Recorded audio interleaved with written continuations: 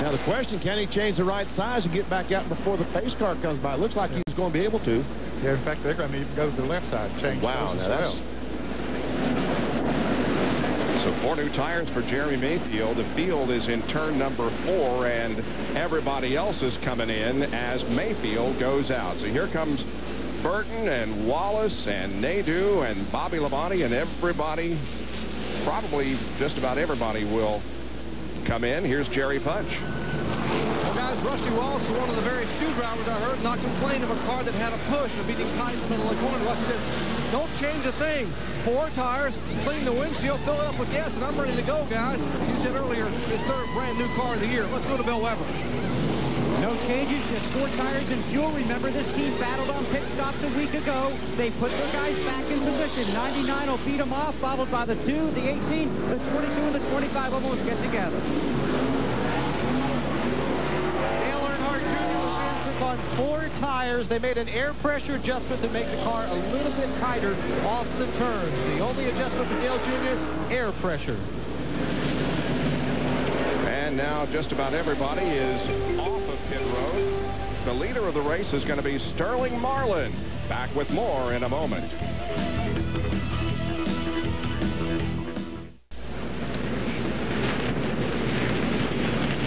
Still under caution here at Richmond International Raceway. John Kernan has a report from pit road.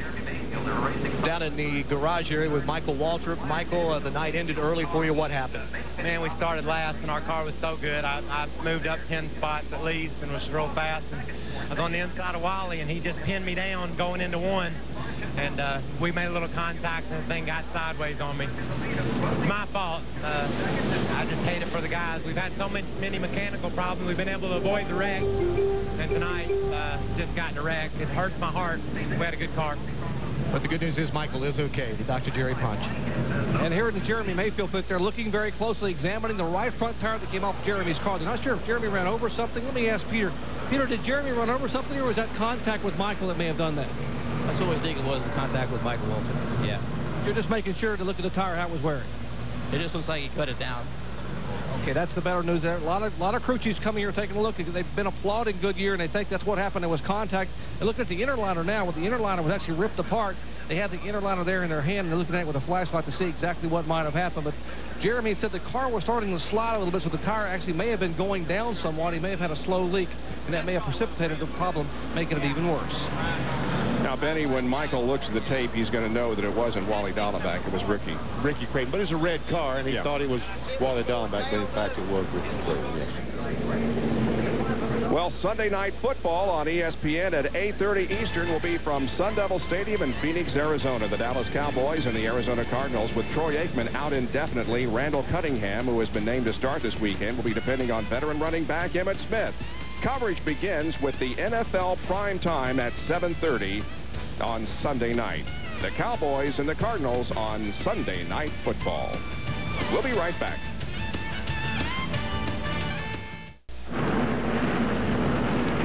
Well, they're having 2 wreckers now in use, getting Michael Waltrip's car off the racetrack after his accident down in turn number 1. Let's get you caught up on a couple of things that happened during this caution period. The number 31 of Mike Skinner was caught speeding on pit road. He's at the back of the field. Jeremy Mayfield pitted early.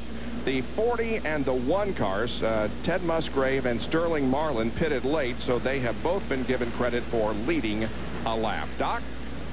Let me correct something. I misspoke a moment ago. We were showing you Jeremy Mayfield's tire. Now, this is not the inner liner. There are no inner liners here in a short track tire. This is actually the sidewall from the inside of the tire, and it's very hot. That's why I borrowed a glove to grab this thing up here. But it's a sidewall. Actually, it's been stripped away, not an inner liner. So I want to make sure we correct that for folks watching at home. And said, man, he knows better than that, and I do know better. I misspoke. It is the sidewall that we're looking at, and not the inner liner of a tire here on a short track. Guys?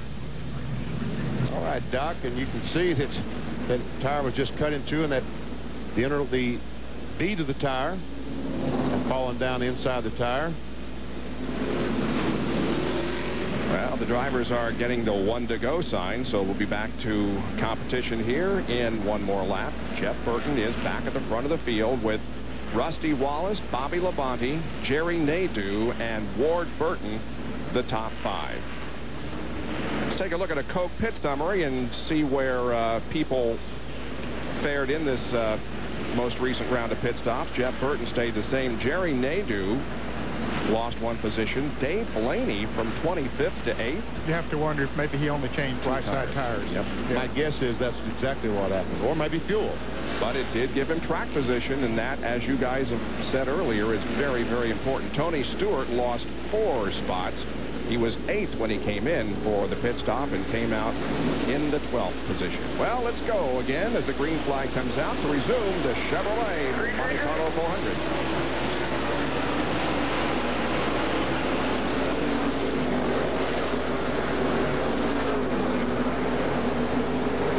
Well, they all started in single file this time for the first time tonight. But they were all single file, but they go on with doubling up right here.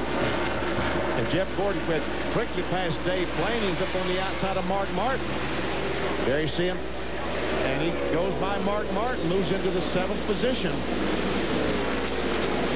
You're right. Dave Blaney did get just right side tires. That is the reason that he has gained so many positions on this round of pit stops. Now here's Tony Stewart to the inside of Jimmy Spencer as they contest the 12th spot. Okay, what a lot of crew chiefs right now will have to be having that stopwatch on the 93 car and see just how fast that Blaney is running and just how badly the 2 tires will affect his car. If he runs as fast as some of the rest of these cars, that's what we'll be seeing for a lot of these cars later on. Yeah, sometimes they tested early in the race, and you're right, others will pay attention to what went on with that one car. Steve Park just went into the top 5, passing Ward Burton. Now you see with these 4 fresh tires, all these cars right on the bottom of the racetrack. They'll end it on the inside of Blaney.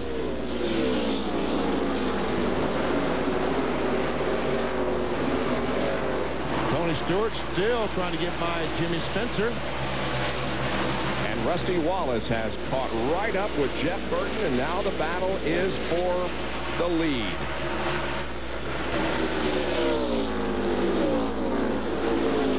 Jeff Burton trying to make it a clean sweep the last couple of days. He won the pole yesterday evening. He won the Busch race last night. Trying for the trifecta here this evening. But Rusty Wallace is right there to challenge on the bottom of the racetrack, and that car went right around the yellow line. And he knows he needs to try, if he's going to do it on the bottom of the racetrack, he needs to do it early while those tires are still relatively new. But he didn't make it work that time.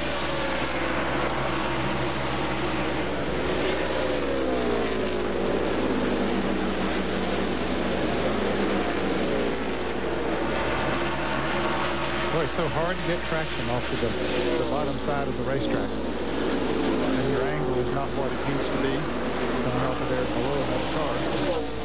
That's the biggest problem, Ed, when Rusty Wallace goes to the bottom of the racetrack down in 1 and 2. He's okay here, but when he comes off, he needs the entire racetrack. He needs to let the thing drift up right against the outside retaining wall. When you're trying to pass someone, you can't do that. That really affects your speed around the track. Once again, Tony Stewart is still working on Jimmy Spencer. And Bill Weber, he's not been able to do it yet. Still working to get a position back on the track. Lost positions while he was on pit road, Bob, because they had a lug nut fall off of one of the rear tires during their pit stop. That cost him track position while he was stopped on pit road.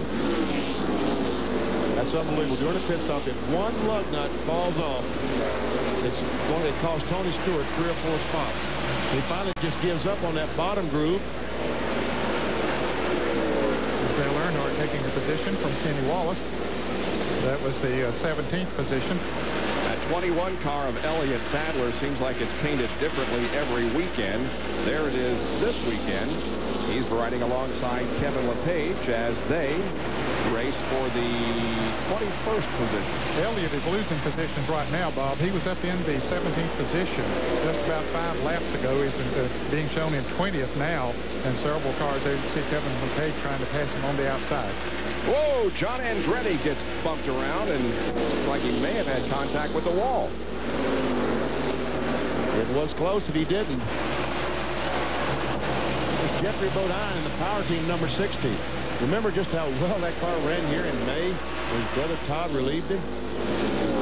And another crash up in turn number 2. Geoffrey is involved. And 21 car of Elliott Sadler. Isn't that 21? Yes, it is. We were just looking at that group of cars. You saw how tight they were running. Geoffrey Bodine is in his 550th NASCAR Winston Cup start. Oh, he just drove right into the back of you.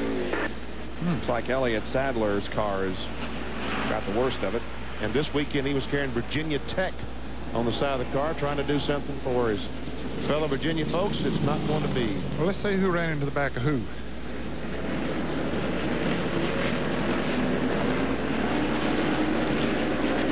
Well, there was a little contact there from the 43 on the 60.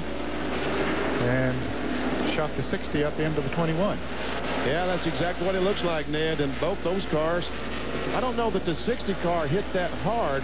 Let's see if we can see going down in 1. There's the 60, the 43. There's space there as they go out of the shot. The 60 snapped around so quickly, you would think there was contact. It's awfully hard to tell, but as quick as the 60 snapped around, that's what you would think happened. 3. Geoffrey Bodine makes it around to his pit stall, and they middle of the backstretch. go to work on the right side of that car, the Powerteam Chevy. So another caution here because of an accident up in turn number 2 involving Geoffrey Bodine and Elliott Sadler. We'll be going back to green flag racing here in less than a lap at Richmond International Raceway. Well, tomorrow, coverage of the Kart FedEx Championship Series begins with qualifying at 1:30 on ESPN2. Kart today at 2:30, and then at ESPN at 3 o'clock, it's the Honda Grand Prix of Monterey. The Kart FedEx Championship Series in action tomorrow here on ESPN. For more, log on to ESPN.com. Well, the green flag's about to come out, and Geoffrey Bodine is still in the pit. And so is Chad Little, and the 40 car, Sterling Marlin, was caught speeding on pit road, so he's at the back of the field. The 44 car and the 97 both, I'm told, ran the paddle at the end of pit road. The man that stands down with a stop and go, he put it at the stop. They did not, so they were black flag for running that paddle. And that's a 1-lap penalty. Look at Steve Park coming down the inside of Bobby Labonte as Rusty goes on the inside of Burton going into turn 1. Well, now battle for the lead. Rusty to the inside of Burton. I don't think he's going to do it, but Steve Park did take over that 3rd position. Steve started 12th here tonight and has been moving up quickly. I remember a couple of races ago that Steve Park really had the field covered here, and he got caught up in an accident or something as Rusty makes that trial one more time, but it just don't work. It's so difficult to get the traction, and as Danny pointed out, you need to have it pointed in a different direction when you start off of those corners. See who's the fastest. Well, the first time it was Rusty, and now that last lap it was Burton. Look at that, 120 mile per hour exactly for Jeff Burton.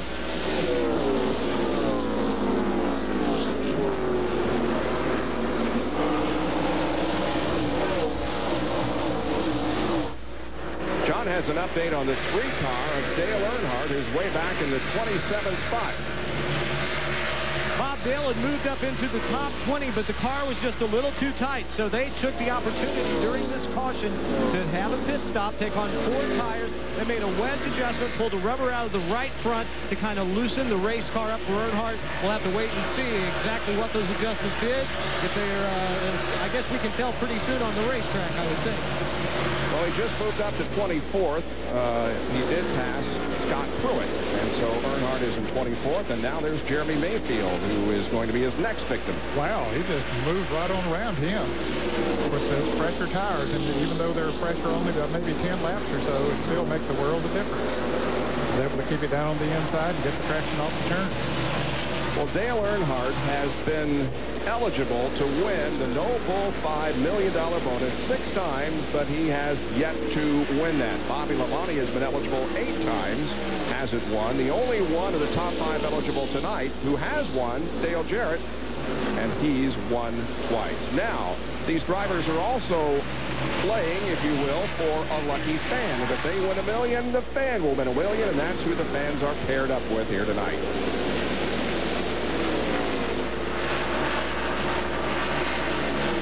Well, here is a gaggle of cars. Earnhardt moves him under Ricky Rudd. He's been going at John Andretti. He's in this crew. It seems like he's been in the 6-pack since the start of the race. And another big pack of cars here. There's Casey Atwood in the Motorola-sponsored number 19, making his NASCAR Winston Cup debut here this evening under the direction of Ray Evernham, who will be his car owner next year. Now, the car that he's driving here tonight is a Bill Elliott car. It's a Ford, of course. All the Dodgers next year. Yep, all the Dodgers next year. Yeah, it was interesting to see to go by Ray Evernham's transporter today and see all the guys hanging around and see all the Dodge folks hanging around the transporter, and Casey Atwood was driving a Ford. Didn't look quite right, but we understand next year they're very interested in how this young man fares tonight. Oh, a 3 wide here with Andretti, Brett Bodine, and Dale Earnhardt. Oh, they ran all the way through the corner. Contact there. Wow. Didn't work. And a battle for second as Steve Park continues to march toward the front. You'll remember that Steve started second here in the earlier race and finished in 11th. Got a little bit loose coming off the corner there and lost his momentum. But he's looking pretty good. Or it looks like it's working very well. On board with Rusty Wallace. Father and son are wheel to wheel out there as the son is on the outside and the father is on the inside, and they are battling for the 19th, make that 18th position.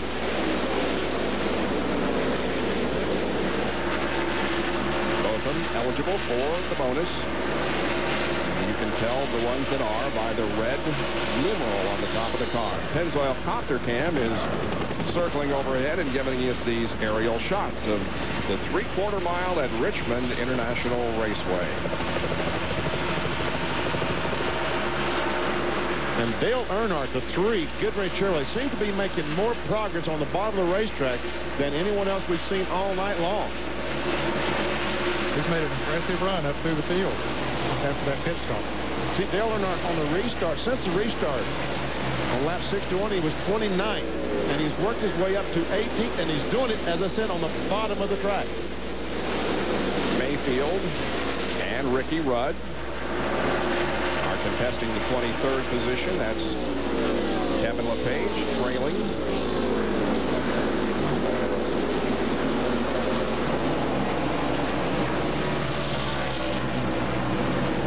Ricky Rudd, a former winner of a race here at Richmond. He won the spring event. It was held back in February in 1984 when he won. Last time the car that Ricky Rudd is driving tonight was on the racetrack. It was into the wall at Pocono in July. They put a new snout on it and a right frame rail and 2/3 of the body. The car is also raced at Martinsville and in the first Pocono race. This is the 4th time that this car has competed this year.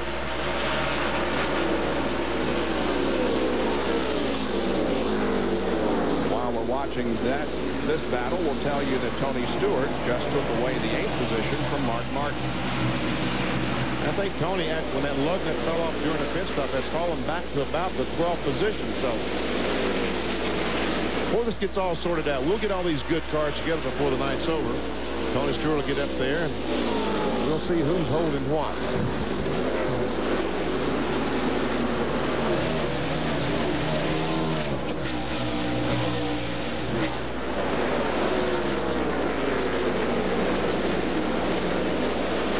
These guys are about 13, a little more than 13 seconds behind the front runners. Here is Stewart, who has found his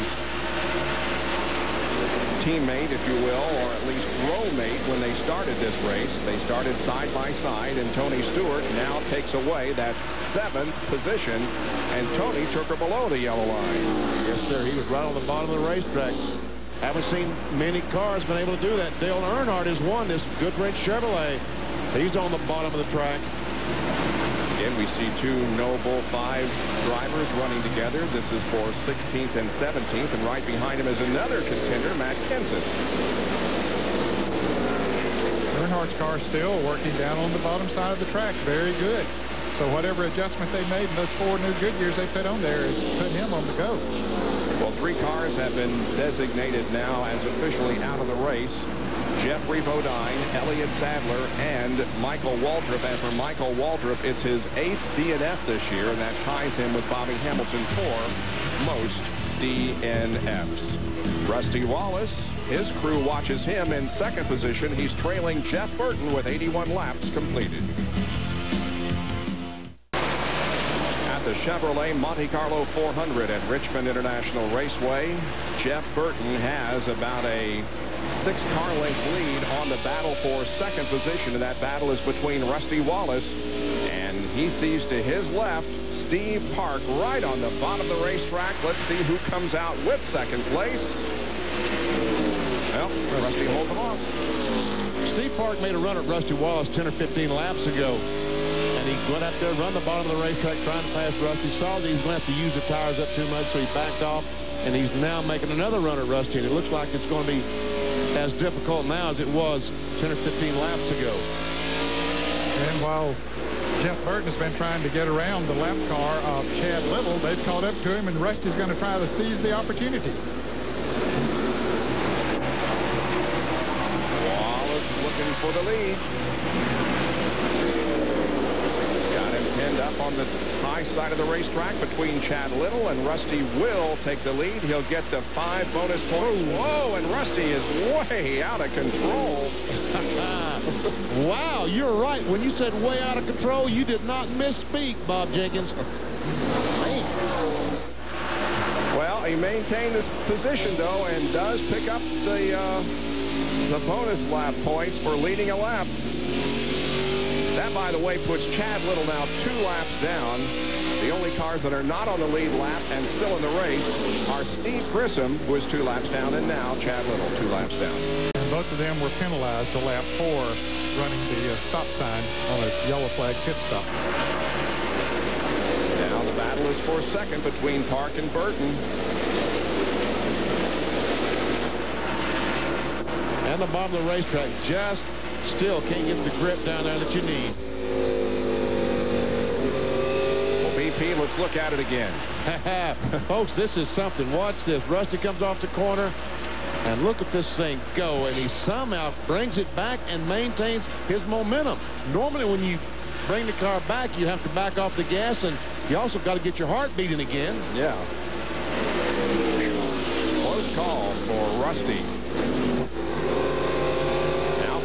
Heads to the high side. Oh, but Jeff Burton does not want to get on the outside. It looks like he's going to be able to do that. Oh, I see why he can do that, because Jeff Burton's on the inside of Ted Musgrave in that Bell South 01 car. So now Ted goes a lap down in 38th position.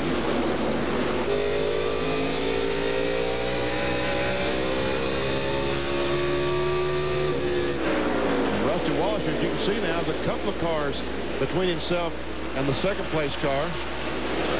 Ward Burton and Jeff Gordon are running 7th and 8th. They're about 5 3/4 seconds behind the leader. Well, Steve Park takes 2nd position from Jeff Burton. By Wally Dallenbach, we see the 18 car. Bobby Labonte has just about caught up with that group. He has. He was back about 3 or 4 seconds, and now he's got it down to about 2 seconds from the leader, but he's up with the 99. Pretty close. Bill Weber has more. Well, it's been an interesting night so far for the 22 of Burton and the 24 of Gordon. Ward's car was loose early on. They tightened him up on that first stop, and then Ward said the car is a ton better. Now it's a little bit too tight. Just the opposite for Gordon. His car was too tight at the beginning, but they did loosen him up, and that improved the ride. One other thing about Gordon, they are looking at a potential overheating problem. Temperature's been up around 230, comes back down to 210, and starts to climb a little bit. No talk about it the last few laps, though. Ward just did lose the 7th position to Gordon. Ward has made his Winston Cup debut here in Richmond in March of 1994. His most recent top 5 came at Bristol on the short track in the early part of the year. Finished 3rd at Bristol. Up front, it is still Rusty Wallace showing the way. And you can see back there the 2nd place car of Steve Park. Jeff Burton running in 3rd. But Rusty Wallace is now in the lead. He has been there for the last 9 laps as we are approaching the 1/4 mark here at Richmond. For the 3rd time tonight, the caution is waving over Richmond. Jeremy Mayfield ran into the wall and flattened the right front once again. Pit stops are underway. Here's the doctor. And Rusty Wallace comes into his pits. His first pit stop, 15.5 seconds. They will put on 4 tires, make no changes. Rusty says the windshield is okay, and the car is essentially perfect. 2, 1, and 99. As you watch Rusty Wallace at the top of your screen, Steve Park at the 99, up Jeff Burton. Let's go down to Merton's pit and Bill Weber.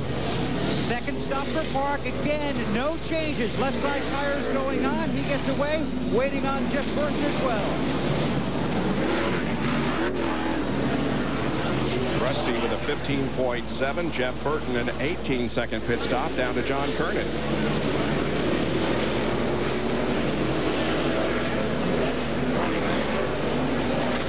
Dale Earnhardt was in for 4 tires. They were a little slow on the left rear, 16.7 seconds on Earnhardt stop. No adjustments. A little bit of a fire there at the back end of Kenny Schrader's car. What happened? Jeremy Mayfield made a pit stop with that flat tire. They changed 4 tires. He started to lead. He got in Kenny Schrader's pit box and stopped for some reason. He backed up, and when he backed up, there was something burning left in Kenny Schrader's pit stall. And it kept burning when Schrader made his pit stop. As soon as they spilled any gasoline making a pit stop, the gasoline ignited, and it was pretty big there for a second. I saw that piece, whatever it was, burning down there in his pit stall, and I thought that the crew would stamp it out or something before they made the stop. What's the smoke there? There's some smoke coming from Schrader's car now. Jerry Punch, what's going on? Benny, the 12 car, so you're exactly right. The 12 car came through. They lost a brake pad. It was the brake pad that ignited whatever was on the ground there in the 36 pit, and that's where the problem was. The brake pad off the 12 car from Mayfield, and that's what precipitated the entire fire. So, but Mayfield's got bigger problems. They'll continue to look at the tires that are rubbing on the fender there and coming away. But obviously a scary moment there for Kenny Schrader and the M&M's team. Well, here's why we're under caution and why Jeremy has another problem here tonight. The right front tire, once again, the 2nd time tonight we've seen Jeremy Mayfield's right front tire go flat. Now, there was not a lot of damage or contact with the outside retaining wall. He might have scrubbed the wall, but not a lot of damage. The problem is now they're trying to knock the fender back out. I guess they're afraid that the fender's cut the tire. And probably when the tire went flat and it started tearing apart, that's what tore up the front end as opposed to the wall. So Jeremy Mayfield, who looked so good for a while at Darlington last Sunday, has had all kinds of problems. Here tonight is 2 laps down already with 108 completed. Rusty continues to lead. Chevrolet Monte Carlo 400 under caution again for the 3rd time tonight. 110 laps completed. They'll be going back to green this next time around. All right, here's another Coke pit summary for you. Wallace maintains his position. So does Park. Earnhardt moves up 5. And Blaney loses 4 positions. Matt Kenseth moves up 5 spots. Most impressive thing there is Earnhardt. You remember he changed 4 tires when his pit stop on lap 56 and went to the end of the line. He worked his way back to 15th. Then he made this pit stop. He's already up to 10th. I think reasonable to say. We can Go, go, go. for him to work his way on up a little bit further.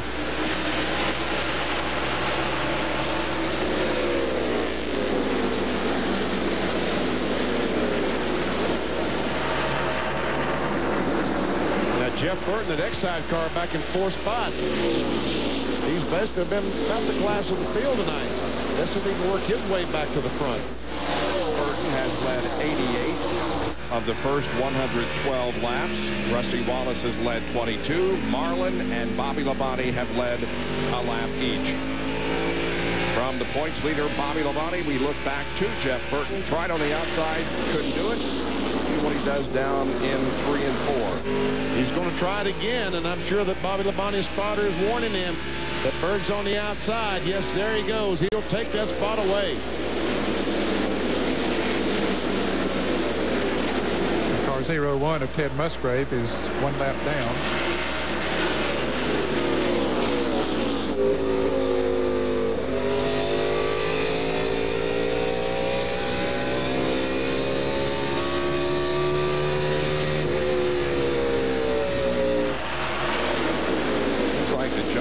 Has been side by side with somebody since the green flag dropped. It's Ricky Rudd this time. He has been in a big battle of competition all the way.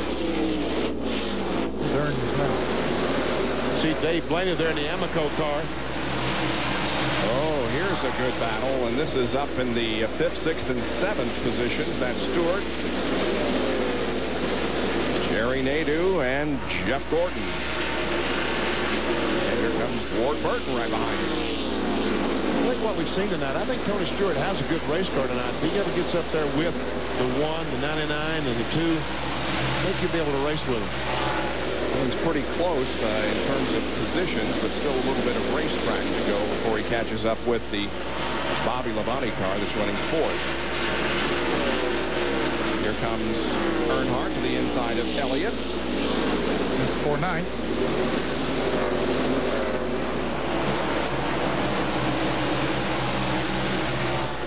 Go down to John Kernan for a report.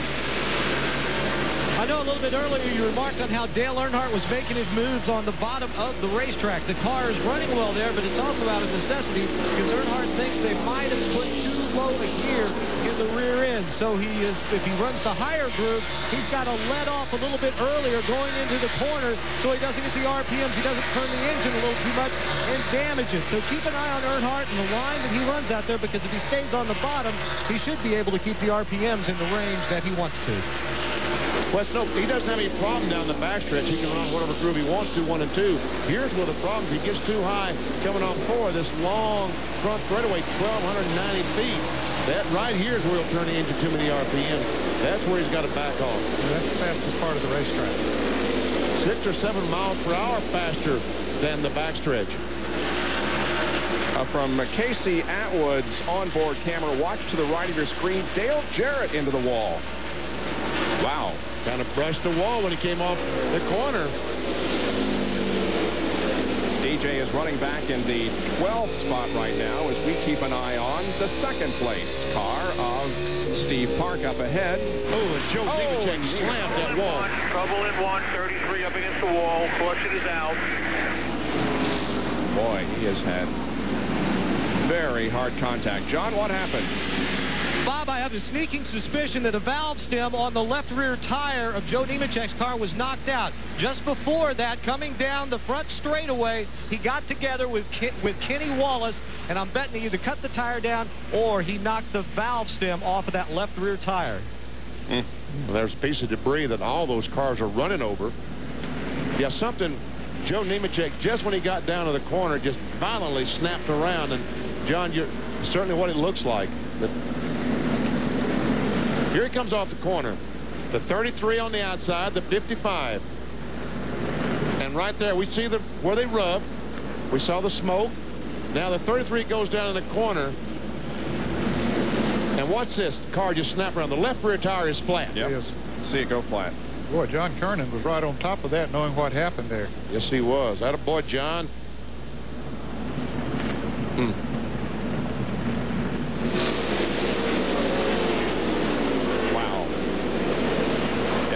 So quickly. Joe Nemechek. We saw him moving around in the cockpit, taking the gloves off. There he is walking around. He is okay. But a big disappointment tonight for Nemechek, who started back in the 29th position. Well, we're under caution for the 4th time this evening, as 122 of 400 laps have been completed at the Chevrolet Monte Carlo 400.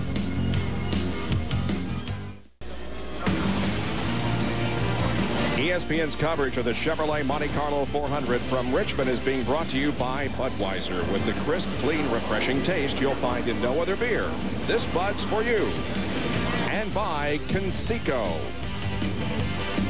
And the Conseco Pontiac is currently running in 19th position as we are under caution. Jeremy Mayfield makes another pit stop. Jerry, is there a common thread with this tire problem for Jeremy? Well, Bob, not really. The first problem Jeremy had was actually from contact with the Michael Waltrip car. He had a cut on the right front tire. Now, this most recent one was not from contact, not from something rubbing on the car. The team is telling me they think it may be from the heat off the brake calipers and brake rotors. And this tire came off here probably 10 minutes ago, and it is still steaming hot. In fact, it's too hot for the teams and the Goodyear engineers to even examine, but they think that it may be just the heat off the brake rotors. Now, it's been handed a note here a moment ago. 1,400 degrees on the front rotors. They're using fairly large rotors and calipers here to be able to try to stop the car so you can drive them in the corners and jump on the brakes and get it to turn. And that may be the problem with Jeremy, excessive heat melting the bead. In fact, Jeremy asked on the radio about the brake adjusting valve, the little adjusters they use in the car, if they may be maybe backwards somewhere. And he said no. The crew said no, not so whatsoever. But apparently he's getting a lot of heat in that right front brake area, and that's the reason for this right side tire.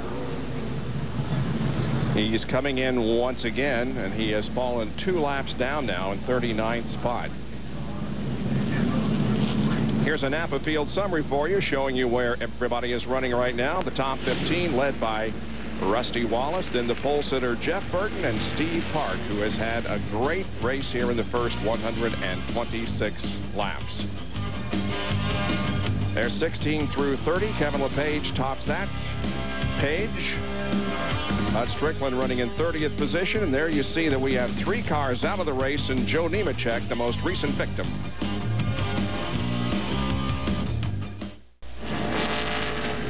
Caution continues here at Richmond. They're having the same problem with Nemechek's car they did with Waltrip. They may require 2 wreckers to get that car off the racetrack, so we remain under our 4th caution of the evening. There is Joe's car down in turn number 1. It looks like they're going to be able to drag it off with just 1. Well, I don't think so.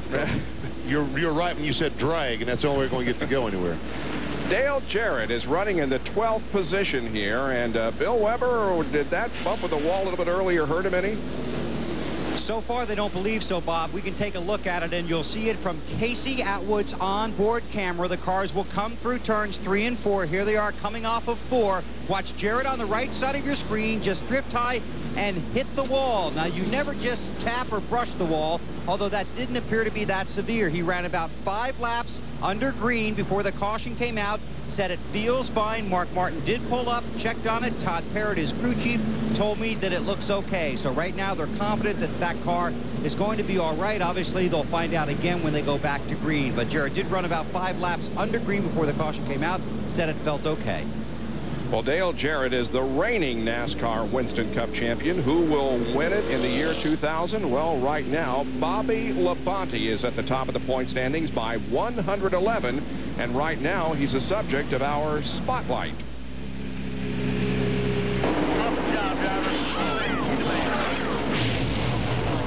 Favorite thing is the chance to race and be competitive week in and week out. Of course it is. I mean, that's what we like to do. But I love what I'm doing. It's a lot of fun. Jeff Gordon definitely we started off at the same time, Rookie of the Year. Well, gee whiz, look what happened to him, you know. So it's like, that's a pretty tough competitor right there. I mean, he's won a lot of races and, you know, a lot more than I have. You know, it's like, you know, maybe one of these days we'd like to be the good car. Yeah, that would be pretty good, wouldn't it?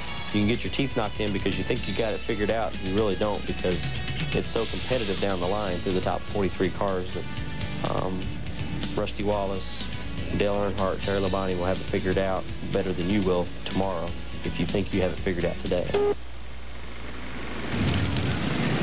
10 races to go in the 2000 Winston Cup season, and Labonte holding on to the lead that he has held since California in April. He's in 4th position now as we get ready to restart. We're given the signal as it came by the start-finish line the last time. 1 lap, and we'll go racing again. Once again, the top 15. Earnhardt back in 10th spot. John Kernan is with Joe Nemechek, who had a hard hit of the wall. Bob, Joe's been checked out in the infield care center. Joe, you all right? Oh, yes. Just want to say hello to Andrea and all my family back at home. Now I made it up. I'm okay. That's probably the hardest lick I ever taken. Cut the left rear tire down going in turn 1, and that's the first time that's ever happened to me, and it was a wild ride. Fortunately, Joe is all right, Bob. And the race is back under green. See Chad Little on the bottom of the racetrack there, trying to get a lap back. He is 2 laps down. Racing Rusty Wallace hard.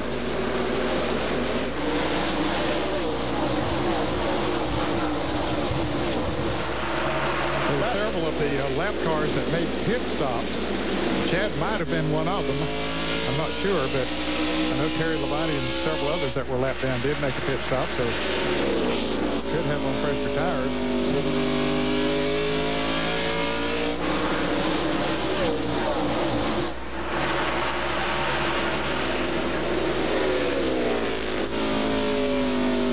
We did have 31 cars on the lead lap. Now we only have 30 because Ricky Craven lost a lap during a pit stop on the caution flag. Well, Chad Little will not get that lap back from Rusty Wallace. Now, the next question to be answered, can Jeff Burton pass Rusty Wallace? And last lap, Burton was just a little bit faster than Rusty. Rusty ran a 120.0 and Jeff was at a 120.2.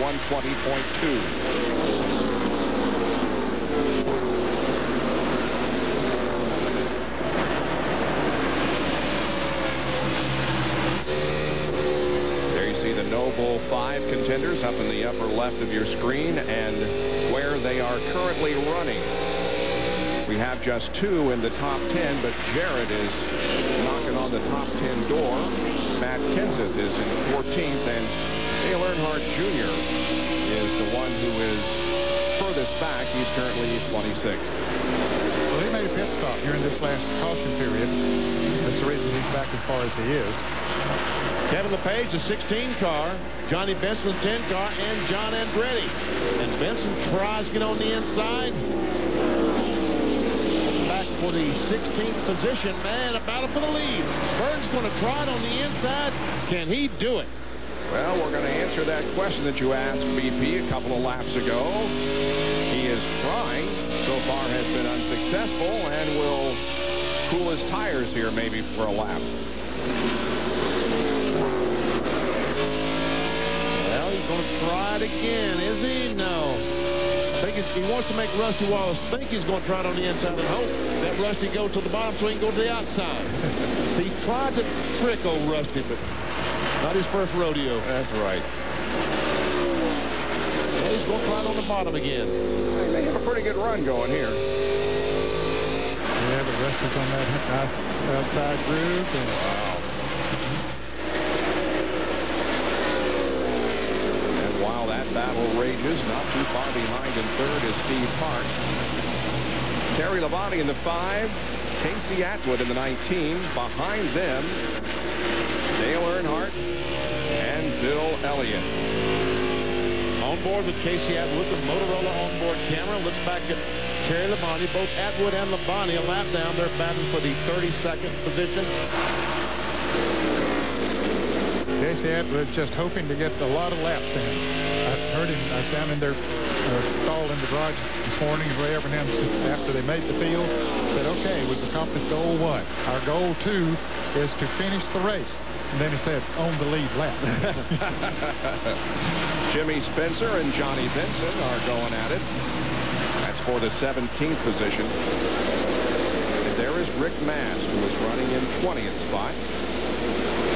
Rick is trying to get on the inside of Kevin LePage. Like they bumped a little bit, or Kevin got a little bit loose on the outside. Maybe they didn't bump, but came close.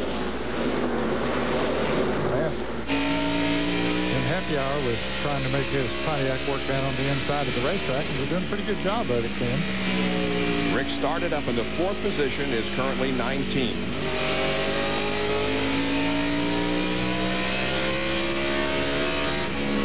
Like they're going by the 75 car. Wally Donovan back the Roto-Zip car. All right, here we see Tony Stewart trying to take over that 4th spot and does it. See, Bobby Labonte didn't fight him there. He just probably eased off the gas a little bit and let Tony drift on out to the wall and take the position away. Bobby's driving a very smart race, as he has most of the year.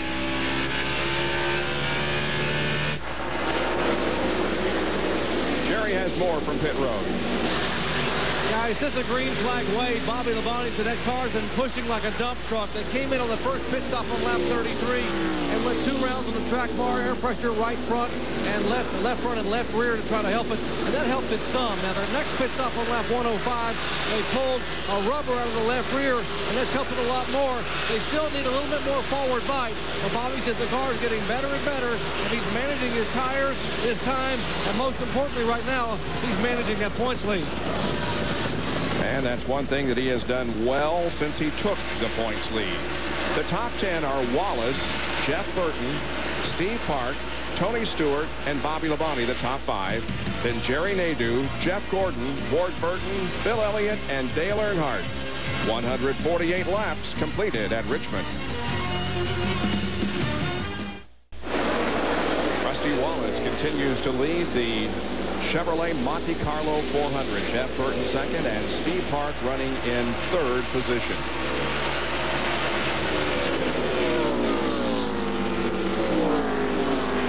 And these cars are so equally matched. It's really incredible. I don't know how anybody can pass anybody because they all run the same speed.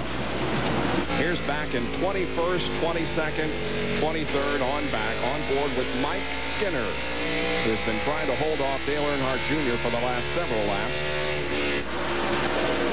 Ever see Mike Skinner's Lowe's Home Improvement Warehouse Chevrolet and the Bud Chevrolet of Earnhardt Jr. And behind them is the Jasper vehicle of Robert Presley, the blue car.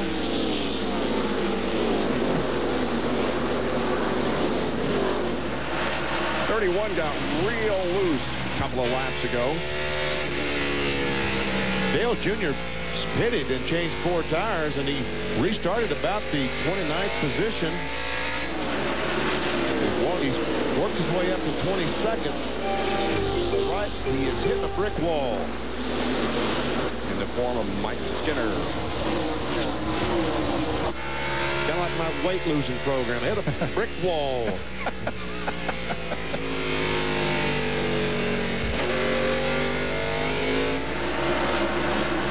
Jerry Nadeau continues a good run. He's 6th. Up ahead of him is Bobby Labonte, who is 5th. And Jeff Gordon is back there in the 7th position. Jeff Gordon is 5.5 seconds behind the leader, Rusty Wallace.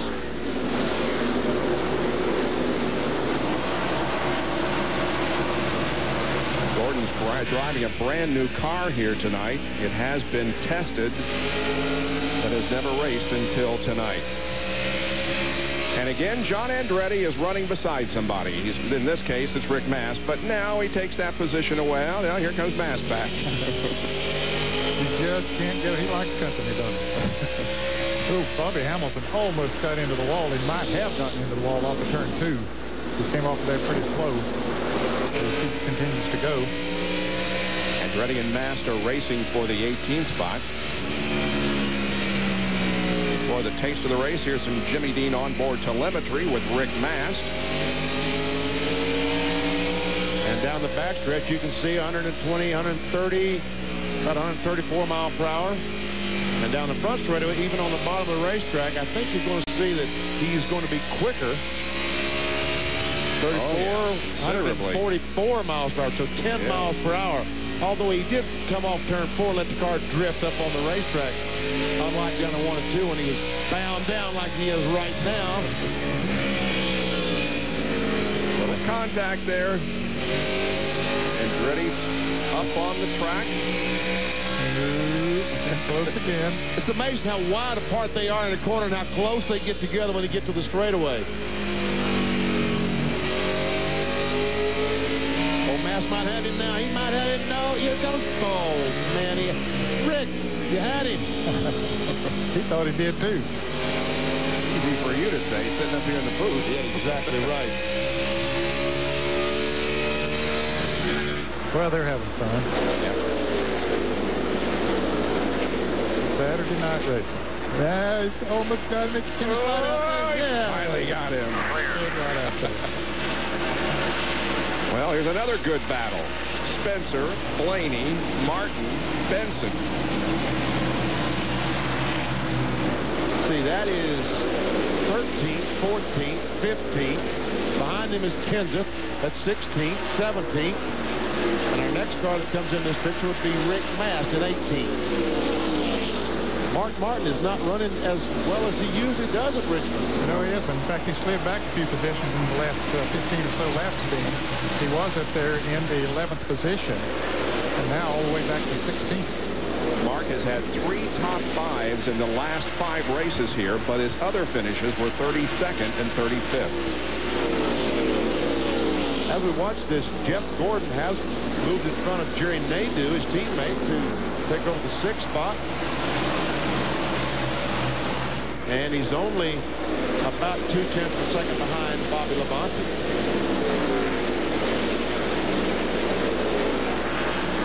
There's Ricky Craven, the Midwest Transit 50 car. He is the lap down, as they told you. Made a pit stop. Check on things up front. Well, they're pretty close. Yes, they are. Rusty Wallace trying to put a lap on Hut Strickland in the car number 90. Hut is in 29th position, so that'll leave 28 cars on the lead lap. Hut normally drives a red car, but this week, Hills Brothers is promoting their decaffeinated brand of coffee, and so it's green.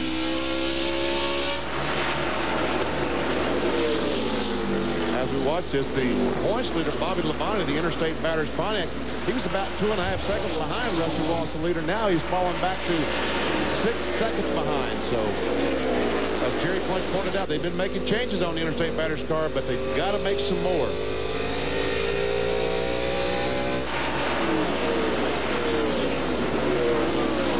There's the 18 of Bobby Labonte running in 5th spot, about 5.8 seconds behind Rusty Wallace, who continues to lead here. Rusty has led now 80 laps. Jeff Burton has led 88. And Rusty is coming up on the 9 car of Stacy Compton, local Virginia driver, to put him a lap down in the 28th position. We'll take a break and be back with more live coverage in a moment from Richmond International Raceway.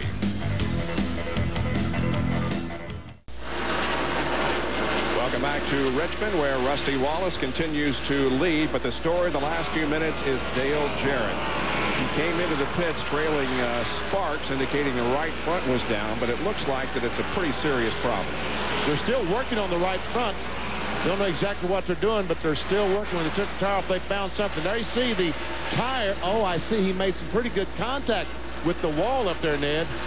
Yes, it did. Apparently the tire went down or something. Anyway, it got into the wall and a lot of damage. And then until he got back to the pits, there was a lot of damage to that car, Jerry.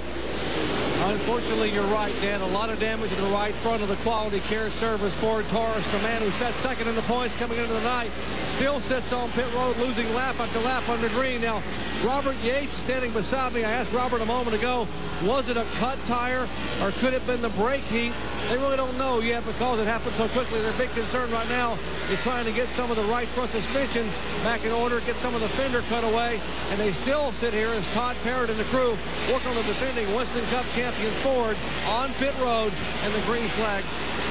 And Rusty Wallace slows on the racetrack, guys. Something's happened to Rusty. He's not at full song, and Steve Park has taken the lead. His car is going down the straightaway like he has lost a cylinder. I mean, a cylinder has quit working, and we see some smoke out of the back of the 2 cars. Wow. Well, he had just tied Jeff Burton for most laps led at 88, and then all of a sudden the car slowed, allowing Park to go to the front. And Rusty indeed has some smoke coming from the Miller Lite Ford. We see he's about to lose the second spot as Jeff Burton pulls up on the outside, and there's nothing he can do. There you see Ricky Craven coming down pit road in car number 50. We understand there's some smoke from it. Jeremy Mayfield's on the pit road with the hood up. Let's go back to pits and Jerry Punch. Well, Rusty Wallace, you're exactly right, guys. Lost a cylinder, and now we're getting a lot of vibration inside the engine. And Rusty said a moment ago, it may just be blowing up, guys. And what a great run he's had early on. He's just going to try to hang on, but it's just apparently getting worse and worse as the team stands and watches Rusty, a brand-new race car, the class of the field early on. And now he's riding on 7 cylinders at best and trying to be able to hang on as long as he can. Even old Smokey's going by. Talking about Kenny Schrader in 36 car. And since he took the lead, Steve Park has stretched out his advantage over Jeff Burton. The official distance is 1.5 seconds, and he moved that up from 1.3 the previous lap. And look at Tony Stewart, who's in a position to challenge Burton for second. And he's making that challenge down the backstretch. He had a great run off turn 2. Got it. Well, not so quick. I said, got it. You're right, Bob. I should never argue with you, Bob. Oh, yeah, right. So Tony Stewart now second, Burton third, and another crash. Here's Dave Blaney visiting the wall. Third turn slides down the banking and onto the apron of the racetrack, but it does bring out our 5th caution of the evening. And you can see the right. Come on. See the right rear tire was flat on the Dave Blaney automobile. And there's another car spun. Was that the 10 car? Or Kevin Spade. There's another car spun. There's 2 cars spun back in the corner there. And the other one is Jimmy Spencer. Oh, man. And he's got some major damage. So it was a 2-car incident up in the 3rd turn involving Blaney and Spencer. Here it is. Oh, Spencer. Whoa. Spencer just gets. Oh, the 93 car was trying to go under the 26 car. Yep. Well, he was the victim of circumstances there. He cut the right rear tire on Blaney's car down. Now all the leaders coming down pit road. 22 cars on the lead lap, and probably just about all of them will be making pit stops. Labonte the first to flank off and find his box. Wallace finds his mark. And now Steve Park. And that crew goes to work. Jerry? Winston Cup points leader Bobby Labonte says the car is finally coming in. They're going to put a half-pound air pressure back in the right rear. Said otherwise don't touch it. 4 tires. Bill Weber. 4 tires and fuel for Park. He fights in the beginning, but he's good on the long run. He's on his way. Oh, a close battle off pit road between Park and Stewart. And a very close battle between Jeff Gordon and Bobby Labonte. Mass rolls out after getting his service. And you saw Rusty Wallace also come out there, but the word on his car was that a big vibration, and he thinks it's blowing up. Well, the track crew is out there cleaning up the debris. Let's check out the crew cam on the Pennzoil Chevrolet. Kelly Kellis, the front tire changer, takes the tire off. Trip Bruce throws it on there. He puts the lug nuts on. Let's go to the left side, guys. He switches the gun. Watch the sparks fire. That's awesome. Trip Bruce throws it on there. All right. All right, let's go. Good stop. All right. Yes. Man, don't you love it?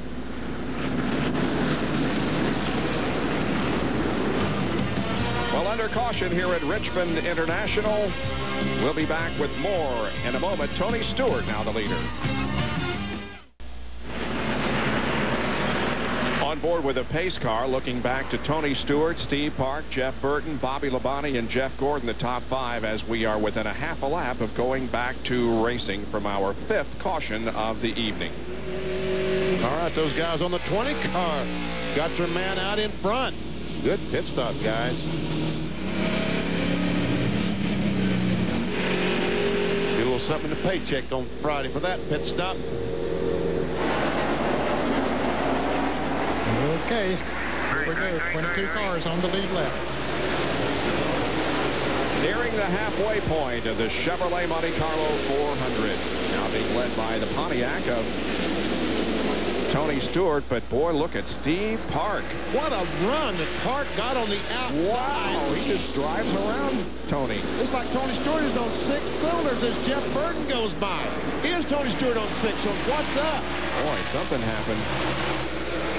Just in one lap, Stewart falls back to third, giving the lead once again to Park. But now here's Jeff Burton challenging on the inside. This is the first time that Steve Park has led a race here at Richmond. Really? I remember one night he ran so good, I thought he was leading the race. But I remember one night he had a tremendous run here a couple of years ago. And Jeff Burton's got a tremendous run off the corner. That's always a tough spot. Are they going to make contact when they get off that corner? That time, they did not. Now Burton comes up, moves Park up there all he possibly can, all he thinks he can, without making contact.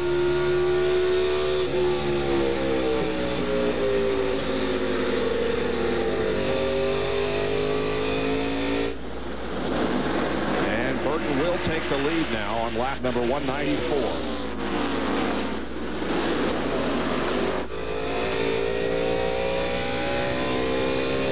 12 car, Jeremy Mayfield has gone behind the wall.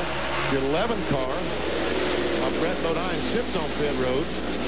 And the 26 of Jimmy Spencer also went behind the wall after that crash on the backstretch.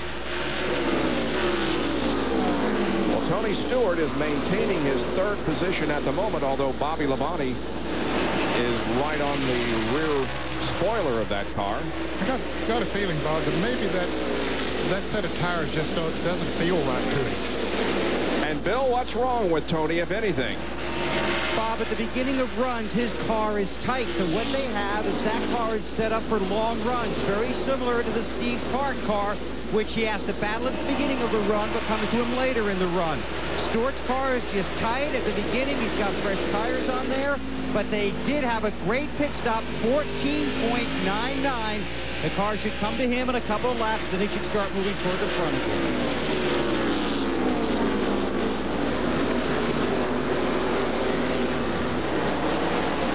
Jeff Gordon back in the 5th position. Jerry Nadeau's in 6th. As you see, Ward Burton in 7th. Bill Elliott in 8th.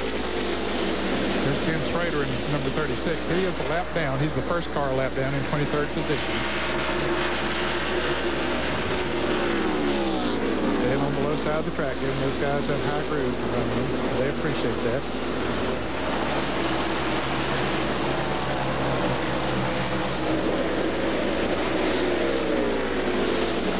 Jimmy Spencer is with John Kernan. And Bob, for the second week in a row, the 11 and the 26, some problems out there.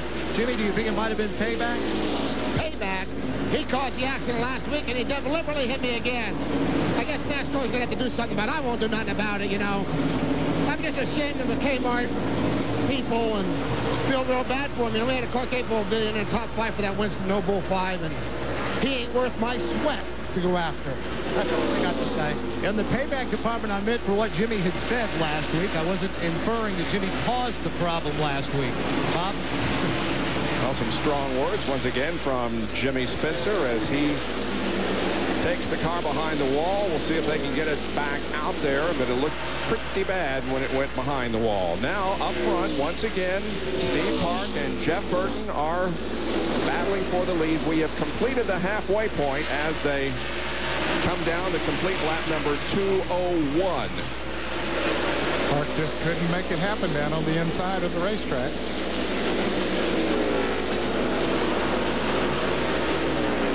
Let us refresh your memory going back to last Sunday. There's the incident between the 11 and 26 and the Pepsi Southern 500. And Jimmy Spencer had some strong words last week after that incident. And now here's what happened this week. They come off the corner, and Jimmy said once again there was contact between the 26 and the 11 car once again.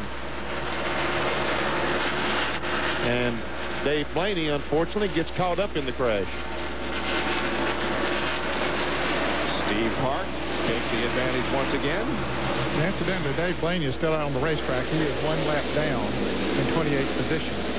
Now there is Dale Jarrett, who is 17 laps down. He spent that much time on pit road, and it's going to ruin his 15 straight top 10 finishes. 15 straight finishes in the lead lap for Dale Jarrett, but not tonight. So Steve Park takes the lead once again from Jeff Burton as this battle between those two drivers continues in the Chevrolet Monte Carlo 400. We'll be right back.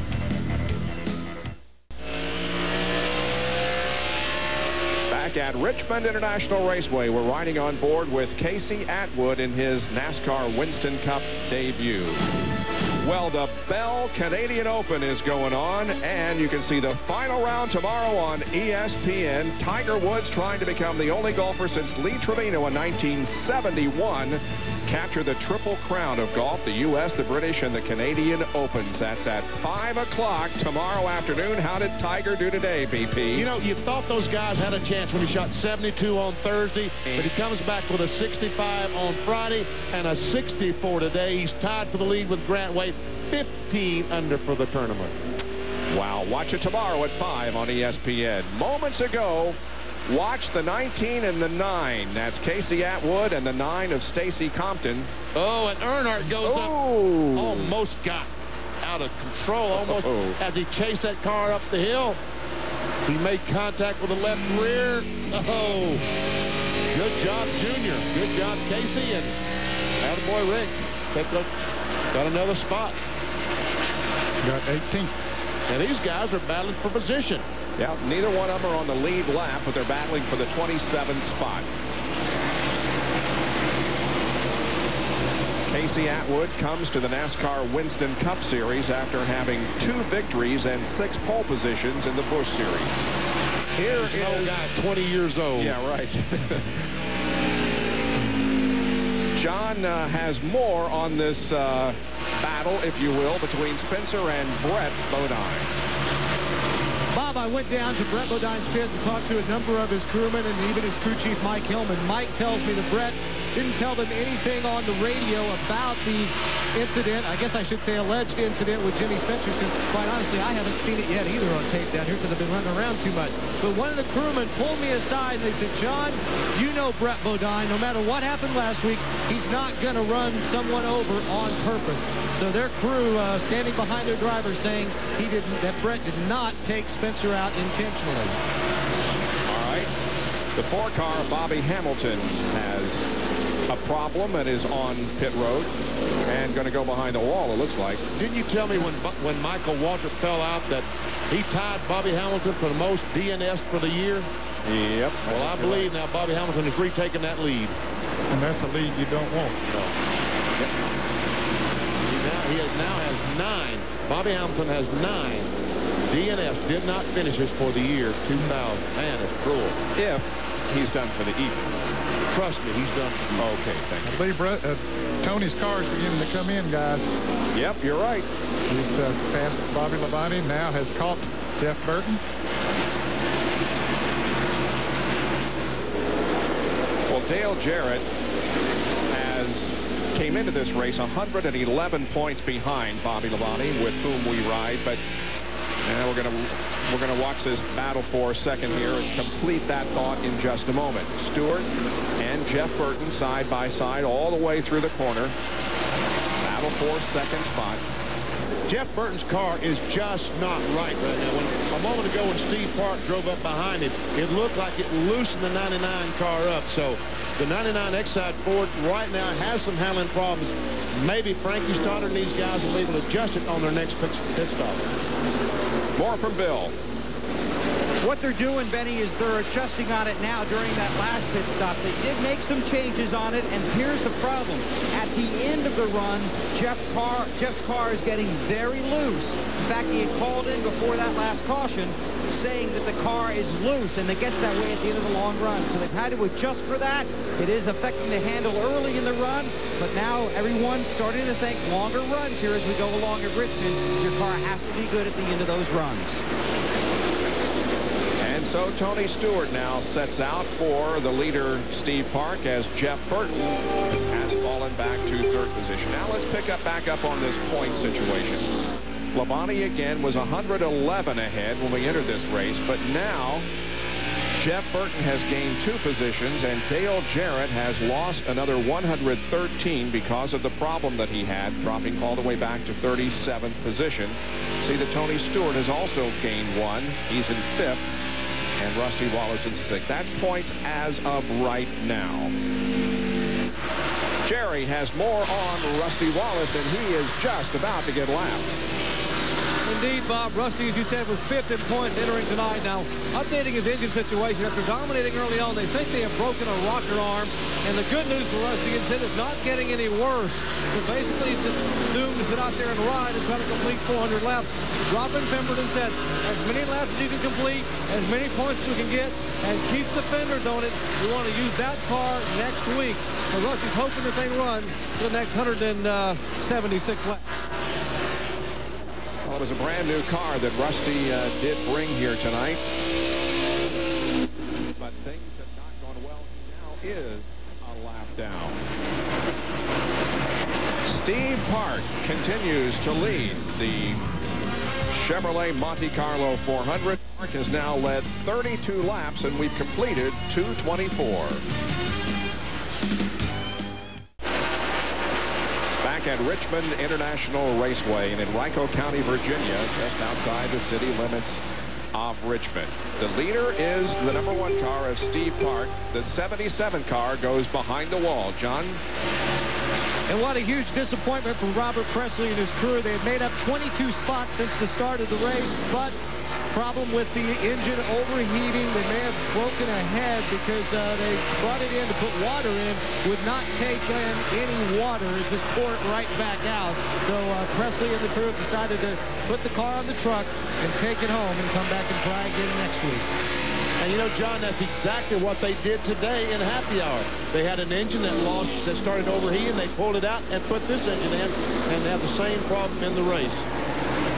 In his 14 short track races prior to tonight, Steve Park had led a total of 40. He just led his 41st here tonight. Mike Skinner, the Lowe's Chevrolet, has gone a lap down. He's currently in 19th position.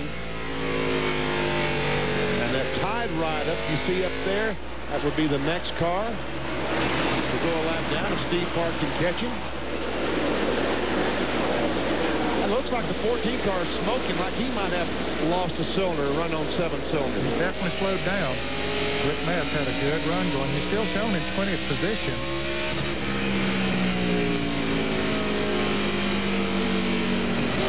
Well, let's look at his telemetry and see if we can detect a problem. He should be running about, what, 144 down this straightaway?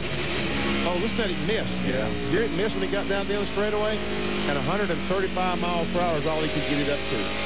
Up ahead of him is Bobby Labonte, who's running 4th, Jeff Burton, who's 3rd, and Tony Stewart, who is 2nd. What the battery's going dead. Listen to this thing when he gets down the straightaway.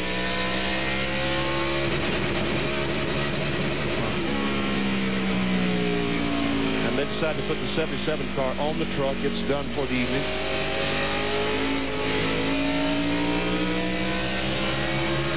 Seven cars now are out of competition. And there is the 32 car of Scott Pruitt.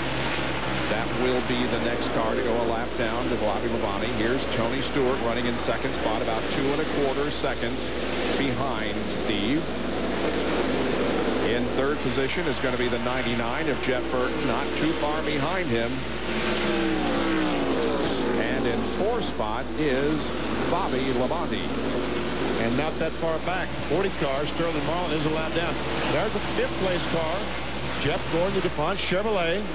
Here comes the 6th place car. There he is, Ward Burton, car number 22. He's going to get by the 25 car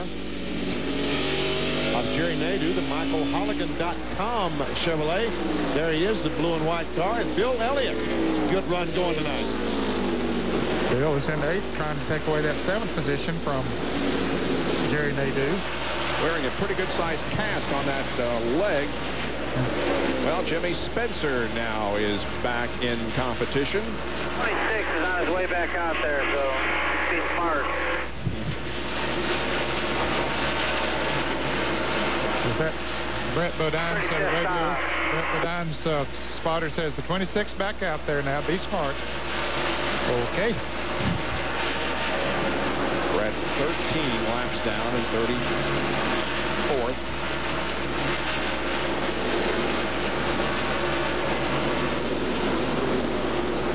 Now, Jimmy already told us that he wasn't going to do anything trouble. Yep, he said that in right. the interview. Yep. And our folks down, our spotters in the pit area told us that that the 14-car brake mast has, in fact, right now on 7 cylinders. And look who's about to go a lap down. It's one of our No Bull 5 contenders, Chad Little, a little bit loose there. But anyway, Steve Park is coming up on Dale Earnhardt Jr. Who is running in 17th position. Yes. Those 2 cars out of the same stable, Dale Earnhardt Incorporated. For more on it, let's go to John Kernan. Well, Ned, the problem that Dale Jr. has been fighting all night long is the car has been extremely tight. They've made numerous adjustments on the car during their pit stop, but it still just does not want to turn when he goes into the corner. In fact, about 20 laps ago, Jr. radioed the crew and said, I don't know what is wrong with this car, and I don't know what we can do to fix it. That's amazing that both these cars coming out of Dale Earnhardt, it's almost like, and we see Mark Martin and Dale Earnhardt back racing for the 9th position. Mark passed Earnhardt 5 or 10 laps ago, took over 9th, and now Earnhardt goes back by him. It's almost like Park and Earnhardt Jr. traded cars to come back this time. Because remember in May, the 8 car of Earnhardt Jr. was so strong. These overhead shots are courtesy of the Pennzoil copter cam.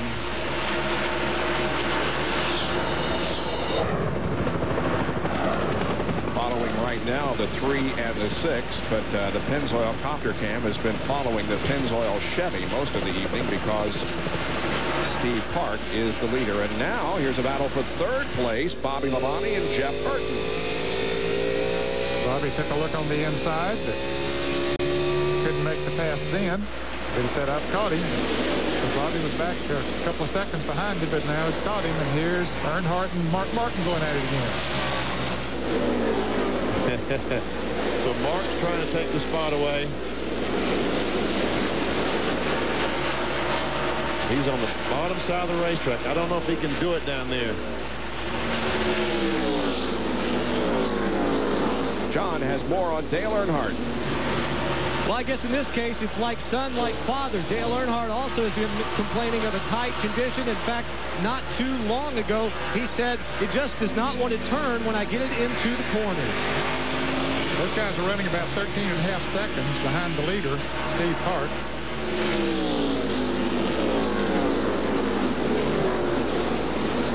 Steve Park has lengthened his advantage over Tony Stewart to 2 seconds now. There's Steve.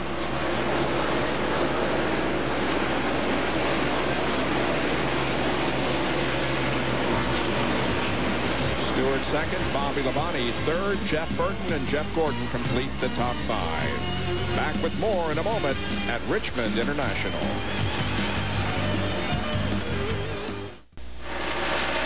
Back at Richmond International Raceway, Bob Jenkins, Ned Jarrett, Benny Parsons, John Kernan, Bill Weber, and Dr. Jerry Punch with you on this Saturday night. The 90 car of Hut Strickland is slow.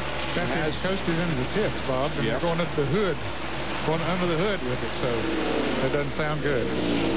The 28 car of Ricky Rudd has had a slow and steady move to the front. He is currently being shown in the 12th position. He started way back in 26th. But he's about 16.5 seconds behind the leader, which means the leader isn't that far behind him. Because they're turning about 23 seconds a lap. Yeah.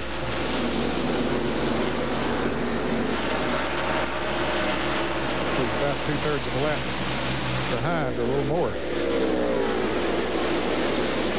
He has just one top 10 in the last 6 races here at Richmond, but has 12 top 10 finishes in the first 24 races of this 2000 season. And Ricky will celebrate his 44th birthday on Tuesday of this coming week.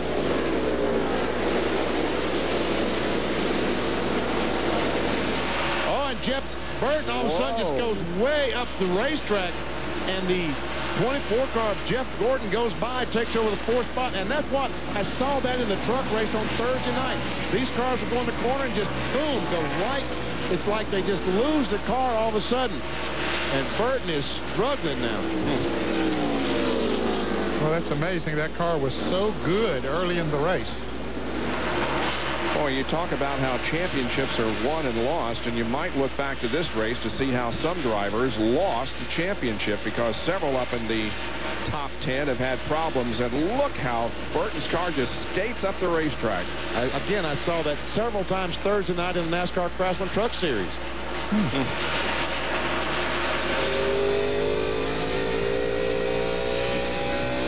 Lost 1 position. He's back to 5th.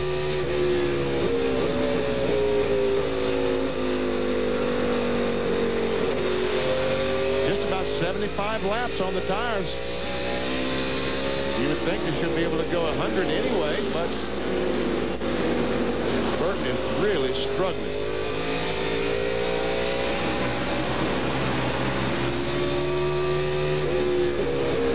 He is now 8 seconds behind the leader, Steve Park.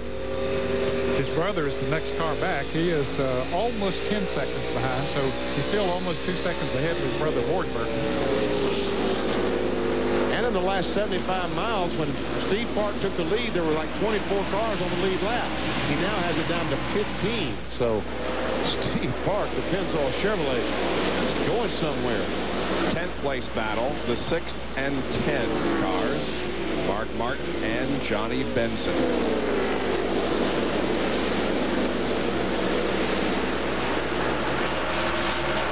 Dale Earnhardt, we saw he and Mark Martin racing together a few laps ago. He's now a couple of seconds ahead of Mark Martin. He's currently in the 9th position. See there, Rusty Wallace, as the car's lapped by him. He's running down on the inside of the track. He's still just 1 lap down. He's being shown in 20th position, but with that loss of a cylinder, just no way that he can compete. And here's the leader coming off of turn 2 and down the back stretch.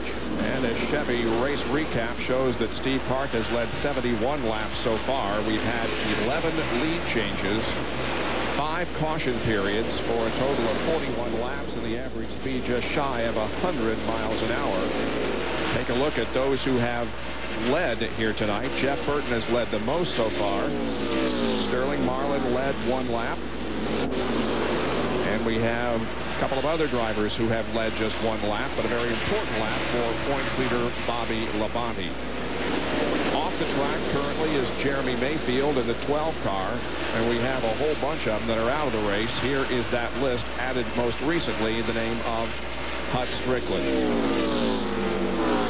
Michael Waltrip out earlier in the first car out with a crash up in turn number 1. So Steve Park now completes his 266th lap, and his advantage is 3.1 seconds over Tony Stewart. You're watching live coverage of ESPN's Winston Cup Series.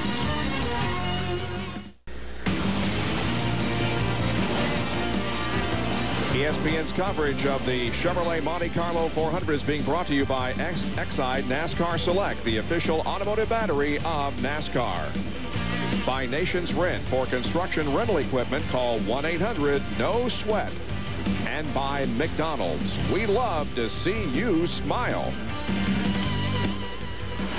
Well, coming up at the conclusion of our race tonight, Sports Center, and Linda Cohn and John Anderson will have all the stories from the world of sports, including the big game today, Nebraska against Notre Dame. That was quite a game. Are the Canes for real? And Pedro Martinez hosting the Bombers. Those stories and more on Sports Center coming up after our race. That's Miss Cohn to you. I'm sorry. That's what she said last night. Mark Martin, the Valvoline Ford, still struggling. He's now back to the 12th position as Matt Kenseth, the 17 car, tries to close up. He's in 13th. Talking about Kenseth, the Walt car. Jeremy Mayfield is now officially out of the race. And they said the official reason is engine failure. And Rusty Wallace, his teammate, has had an engine problem here tonight. So there'll be some midnight oil burned in the Penske engines shop this week. Well, with those restrictor plates they'll put on them at New Hampshire next week, we need to talk about that. A lot of them will be burning some midnight oil, trying to adjust restrictor plate engines to a 1-mile racetrack. NASCAR did announce here this weekend that a 1-inch restrictor plate will be used in the Winston Cup Series at New Hampshire International Speedway next week, and also the Busch Series. And the cars in both series will take pre-practice laps behind the pace car to ensure that the proper brake temperature has been reached prior to full speed runs. Well, that's good. That's good that they're doing some things to try to make things better at all the NASCAR Winston Cup tracks. Once again, here is the battle for the 12th position. Mark Martin is in 12th, and Matt Kenseth would like to take it. And Bob, they're running about 21.5 seconds behind the leader, so that means that Steve Park is not too far behind them as Mark moves over now and lets Matt go on by. But on that same straightaway, they can look in their rearview mirror and they can see Steve Park coming. There you see him. Park goes by John Andretti, the Cheerios. Pontiac puts him a lap down.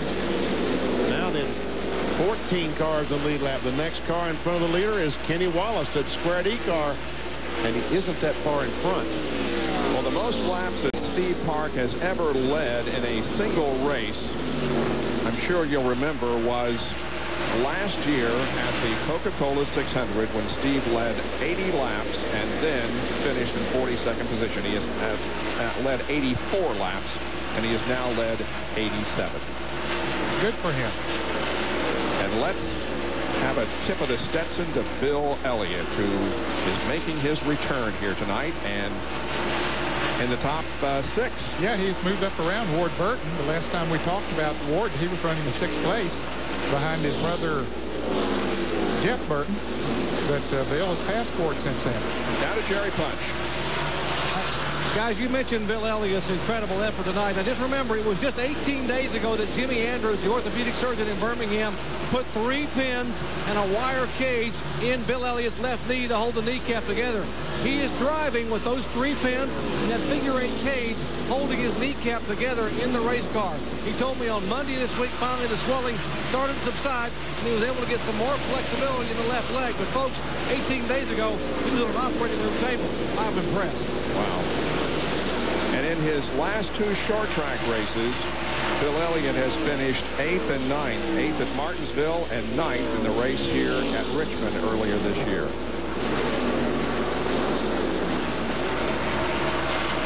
But Kevin LePage, the FamilyClick.com Ford, has just made a pit stop. Kevin is now 2 laps down in 27th position. He's having a good run tonight. Had a great run last week at Darlington. Kevin LePage. So Jimmy Spencer there by Bill Elliott. He had just made a pit stop to change tires a couple of laps ago. Ward Burton back in the 7th position. And Earnhardt gets by Jerry Nadeau. Oh, he did get by him. Takes over the 8th position. Well, Nadeau's car has faded in the last 50 laps. And Jeff Burton is now back to the 5th position. I'm sorry, I saw the car behind Nadeau. That was the 10 car I saw. Thought it was the 9-9 car. And Benny's almost 13 seconds behind, which is over a half a lap.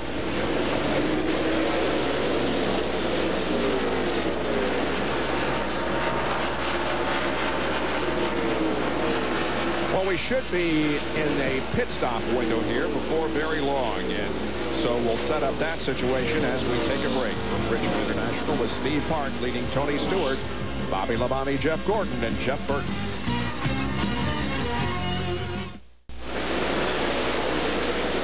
291 laps completed, and right after the most recent round of pit stops, we were told that Tony Stewart's car comes in on long runs, and we're certainly seeing evidence of that because he has caught the leader, Steve Park. But now this most recent round of pit stops is beginning as Jeff Gordon comes in. Bill? And this should be the last scheduled green flag stop for the 24. A wedge adjustment on the right side, having trouble with the right rear tire. Over there a long time. Now they swing around to the left side. Fuel going in. Gordon revs the engine. They'll have to wait on the left rear tire. Now they have a lug nut problem there. And finally, Gordon's away, but that's a painfully long stop. Now Jeff Burton on pit road. His car very, very loose. They're going to lower the air pressure 1 pound. They're going to lower the track bar 1 round, and they're going to make a wedge adjustment. His car's been getting loose at the end of the runs. The adjustments they made him loose throughout the run. You can see the wedge adjustment and the track bar adjustment. Meanwhile, now the 20 challenges for the lead on the racetrack. All these crews on pit road, on the wall now. Burton is away. Looking for Mark Martin to come back down pit road. Meanwhile, Ward Burton will slide into his stall. Let's go down to John Kernan. And Ricky Rudd is in. They've already completed the work on the right side. Left sides are coming on. No chassis adjustments for Ricky Rudd. Just 4 tires and fuel. 20 car of Tony Stewart comes in. The 22 car of Ward Burton goes out of the pit area. Dale Earnhardt's in. Matt Kenseth is in. These are all scheduled pit stops, John. Dale Earnhardt is in for 4 tires, 2 rounds of wedge in the right rear to try and loosen that car up. Also, Matt Kenseth in getting 4 tires. Earnhardt's down and away. Kenseth still in his pit stall. Left side tires going on. He is away. Tony Stewart is still there, Bill. Tony Stewart is on pit road. He's got 4 tires and heads back out. Very good at the end of that run. Now here is Steve Park. These guys basically have made no changes on this car all night. You watch from the crew cam as they work on the right side tires. Jack is down. Walt Smith swings around to the left side. They've had 3 stops in the 16-second bracket. They need a good one now. Waiting on the left front. It's off. Now they put it on. It's going to take a little longer. Finally, Park is away. Jerry Punch. Winston Cup points leader and now race leader Bobby Labonte makes his final scheduled pit stop. Bobby said the car will not turn.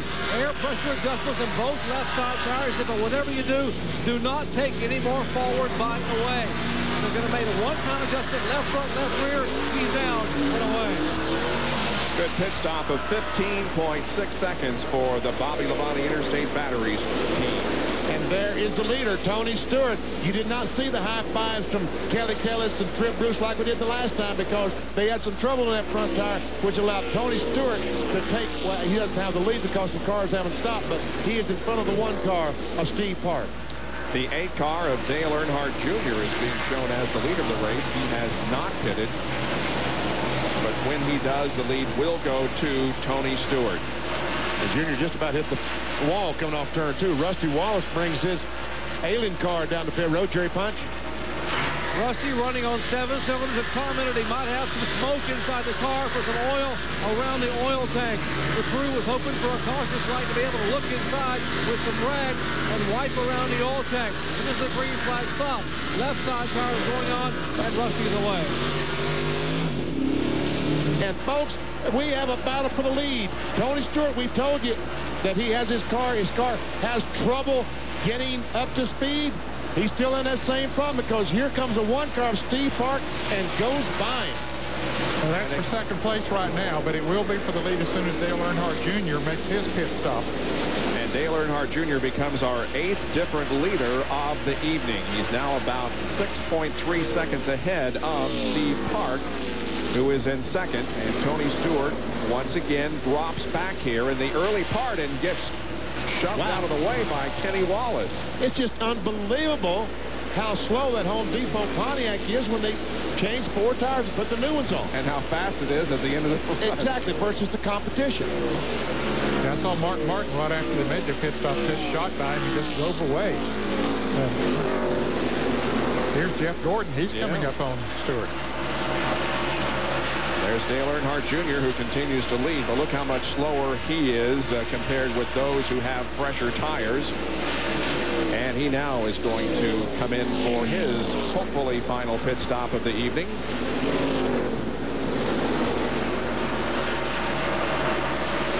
Down to John Kernan.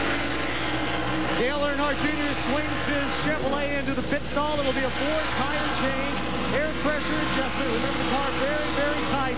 They stayed out there. Remember, they had lost the lap, I believe, so they're hoping to get a caution when everyone pitted. But they couldn't stay out there any longer because the new tires were just too fast. Four tires changed. He is down and away. And here comes Steve Park, crossing the start-finish line. He'll put his teammate down a lap. And Jeff Gordon now begins to challenge the second-place car of Tony Stewart.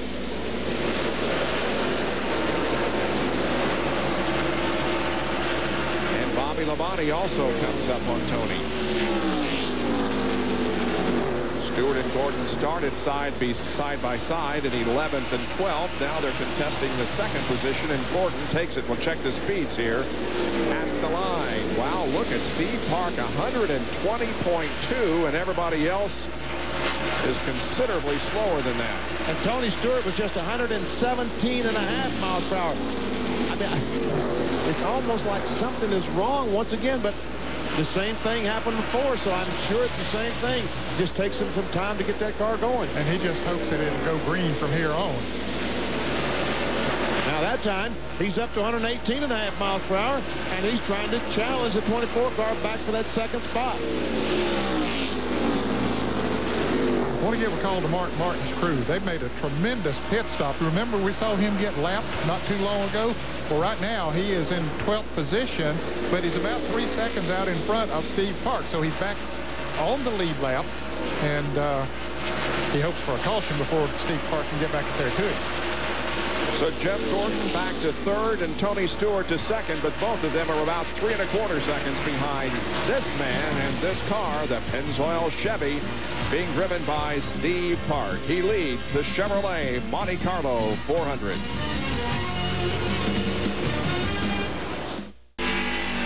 On board the Interstate Batteries Pontiac, looking to his right to Jeff Gordon. As they battle for the third position, Gordon will take it. They've been running side by side for 4 or 5 laps. Finally, he got in front. And Tony Stewart, you see 3.7 seconds behind the leaders. If you look at the rundown. Now, Tony Stewart, we saw 117.5 miles per hour. Now he's up to 119.5 miles per hour after he gets a few laps on his tires. That time, almost 120 miles per hour for Tony Stewart. And the leader, Steve Park, only ran 118.5. Coming up on Scott Pruitt to put him 2 laps down. We will check the speeds once again. Oh, the car blowing. Rusty Wallace is blowing into one, and the caution flag is out. Big puff of smoke from the Miller Lite Ford down in turn number 1. And so the caution flag waves for the 6th time this evening on the 318th lap. Now, it hasn't been that long since they changed tires. I wonder, will they stop and change tires? Yeah, I believe they will, Benny. Yeah, they've got 75, 80 miles to go, 80 laps to go, I should say. And there is such a difference in the tires after they run even 10 or 12 laps. So you have 14 cars on the lead lap. That's a big help to John Andretti and Mark Martin and a few of those who had got, as a result of the green flag pit stops, they got back on the lead lap, and so now this will help them. We'll know here in just a moment as the pace car has the field in tow. Pit road is open. Park comes down pit road. Here comes Tony Stewart, Jeff Gordon, Dr. All coming in. Bobby No big surprise, really. Yep. I was sure that they would. And if one does it, the others have to.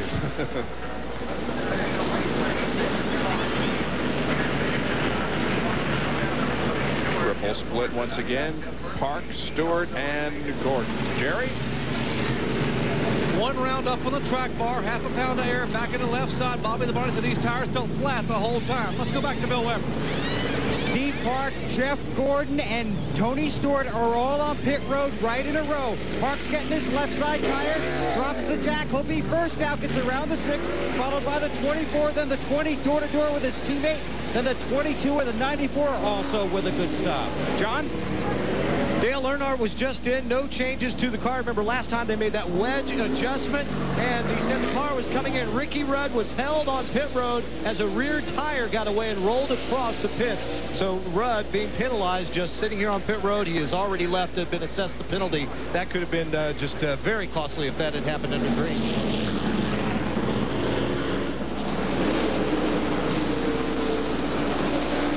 Well, last time the one team did not high-five, but this time they were much prouder of the work that they did. Yes, they did. And Jeff Gordon, his team is going to be very proud because he comes out in the second position. Jeff Burton's in third, Bobby Labonte in fourth. And Tony Stewart, now he's back in fifth spot, and we know how long it takes his car to get going on tires. So, man, it's tough for Tony Stewart.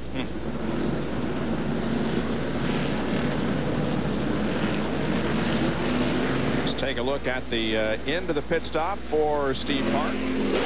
Car's down, goes around the 6 car. Watch it. Oh, yeah. Steve Bill leading. He's a chief cheerleader there.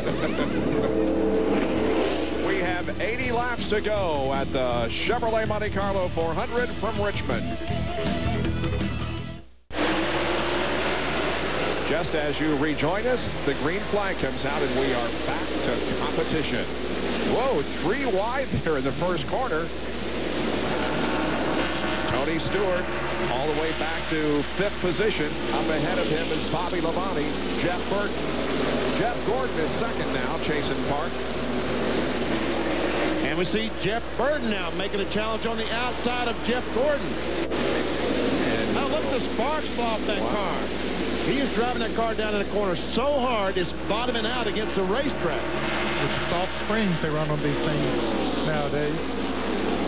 Wheel the beans over. Now he'll not be able to do that once these tires get some laps on them.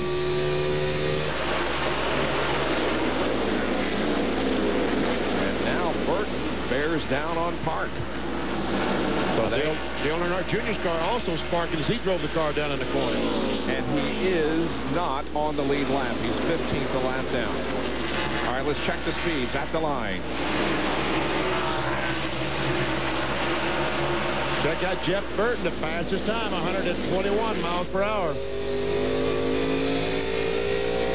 But Tony Stewart was the 3rd best car that time. Oh, Park's going inside, outside. Which way is he going? Burt says, okay, go low, because I want to go high. Can't quite make it.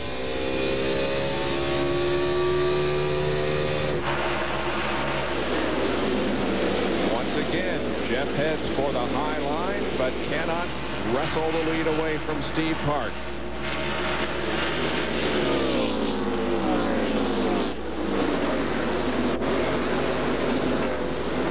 There's a battle for the, 8th position. Oh, almost contact between a couple of Pontiacs. The 22 of Ward Burton, the 10 of Johnny Benson. There's Earnhardt watching these guys and trying to figure out which way to go.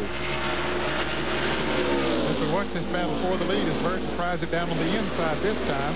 We mentioned that we saw the 97 car coming out of the pit just as the green flag flew.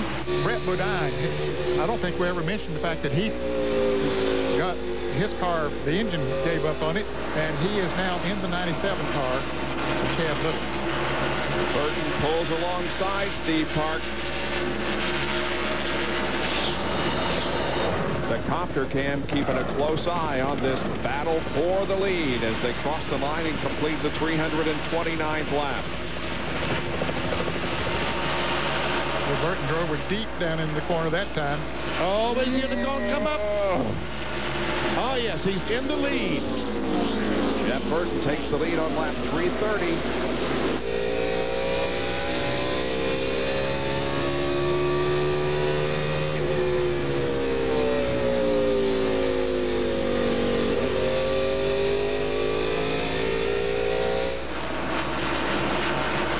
Now the top 4 very close together out there. And Tony Stewart in 5th spot. He's almost 2 seconds behind, but we all know that orange car, the Home Depot car, will get better as these tires get some laps on them. Remember, Bobby Labonte has a chance to win $1 million for himself and a fan if he can win this race. And he's the only one in the top 5 with that opportunity. Earnhardt is 9th. Matt Kenseth just outside the top 10, also eligible. Dale Earnhardt Jr. is a lap down in 15th position. And Dale Jarrett is in 33rd, now 18 laps down because of the problem that he had earlier in the race.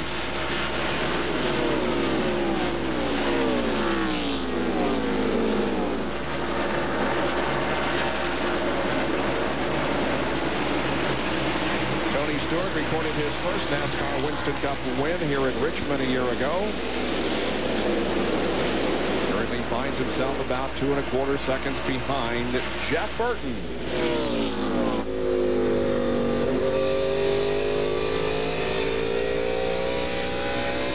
Burton has led on 4 different occasions here tonight. He has currently led 101 of the 334 laps. There are the top 5. We'll be right back.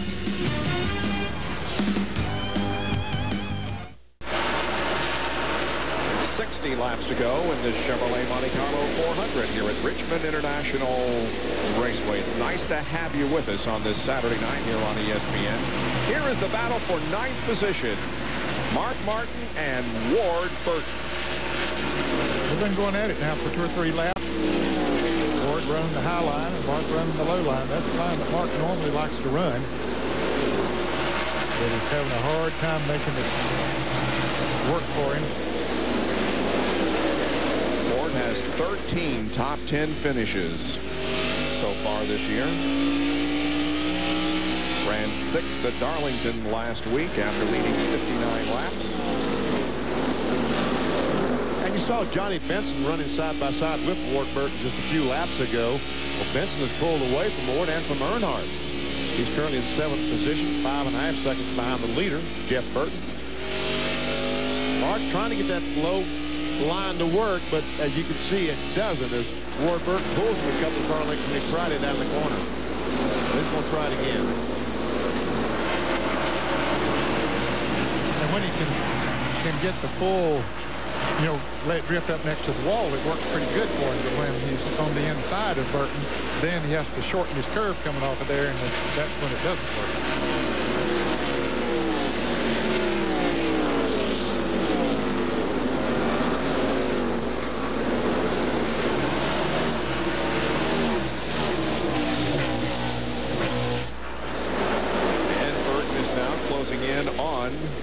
Phil Elliott, who is having his best Richmond race since he finished 2nd here in September of 1993. He finished 9th in the race held earlier this year, talking about Phil Elliott. And Benson, you see, just slowly getting closer and closer to Phil Elliott for the 6th position. The Aaron's Rent Pontiac. Man, he's done a great job in that car this year. Sure has. Fantastic. Talking about Benson in that 10 car. They're all set with Valvoline, sponsor that car next year. So had a 5th place finish at Michigan not too long ago.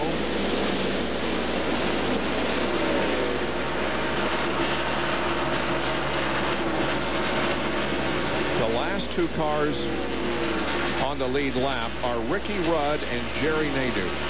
Well, that's 2 different lines coming off the corner, wasn't it? As Rudd came off shallow and Nadeau almost hit the wall as he exited turn 2. 13th and 14th. The Rudd has passed Nadeau since the green flag flew because Rudd was the last one out of the pits. He got penalized for a tire rolling away. And so he was the last car, last one to come out of the pit.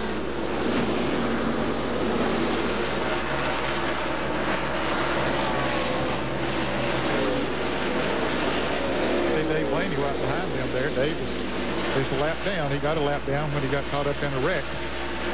And still, he's held his own since then as far as staying on that lap. He lost that lap when he got caught up with Jimmy Spencer in the wreck early on. He posted his 3rd top 20 finish of the year just last week at Darlington and his 2nd in the last 6 races since Doug Randolph took over as the crew chief for the Amoco Pontiac Grand Prix. Casey Atwood, the 20-year-old, there he is, the Motorola Ford. his first race, his first NASCAR Winston Cup race. Ray Evernham is the owner of this car, will be the owner next year of the Dodge teams that Casey Atwood will drive. And he wanted Casey to get some laps and against some great competition. Well, he has tonight, and he's done a great job. He's now a couple of laps down in 22nd position. And he also plans to run at Martinsville and at Homestead before embarking on his rookie season next year. And once again, Nadeau and Rudd are having a pretty good race. Nadeau is taking away the 9th position. No, that's not the 9th position, the 13th position.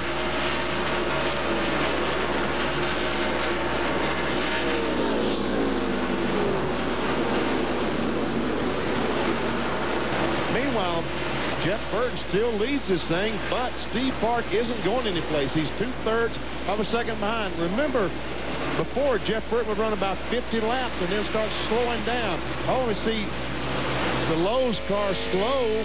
Caution is out. Uh-oh, caution is out. We're probably going to see some more pit stops, some more tire changes, and this is a good break, I think, for Jeff Burton. If his crew can pull off a good stop and get him back out in front. Mike Skinner was running in the 18th position, but contact has put him on pit road, and it's also brought out our 7th caution of the evening. Mike stops the Lowe's Home Improvement Chevy down in his pit area, and we'll take a look at it from his onboard camera. Goes down in turn 1. The right front tire went down. Looked like because it just shot right to the wall. I believe it, because that's what I saw the other night. They go down the corner, and all of a sudden they lose the back end. They got to chase it up the hill, and it's going so fast, he chases it up against the wall. Now, you may be right. He may have a right front tire flat. You're probably right, too. I just responded where she shot up towards the wall there right at the end. All the leaders are down pit road. 14 on the lead lap. Jerry? Bobby Labonte, 4 tires, no fuel. No fuel whatsoever, just 4 tires, no changes. Bobby said the car couldn't get any better. Left side tires going on the current point leader. Let's go down to Bill Weber. And you look at the 99, the 1, and the 24, all on pit road. On Jeff Burton's last stop, they made an air pressure adjustment that makes him good early in the run. Labonte is away, waiting on the left front on the 99, and will keep it out. Followed by the 18, the 24, then the 1.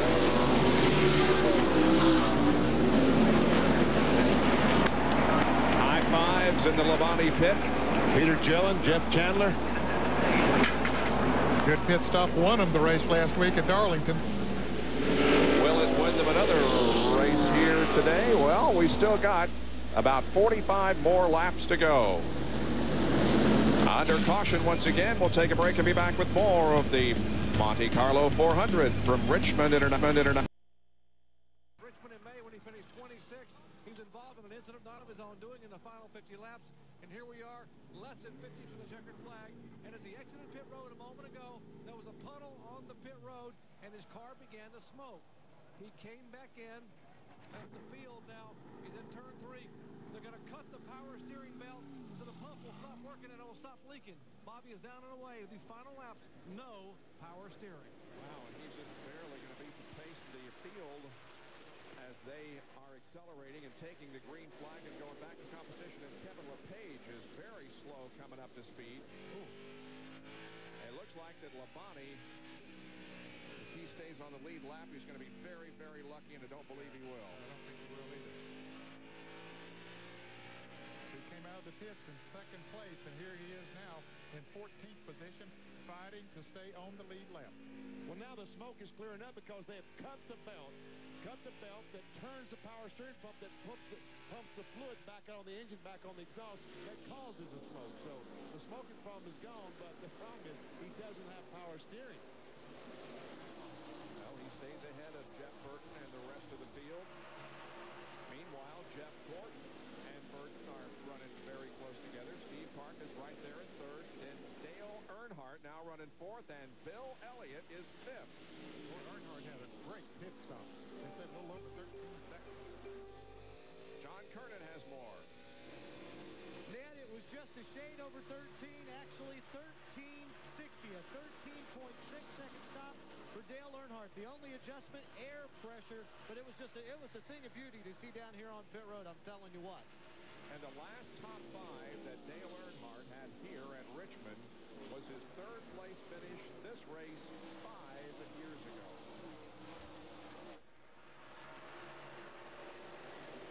He's tucked in right on the rear spoiler of Steve Park. And trying to make a challenge.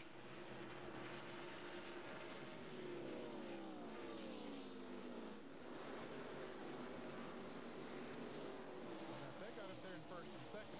Steve Park was leading that race, and Earnhardt running second. Steve Park was about to have to pull over and let him go by. There's $1 million at stake for Earnhardt.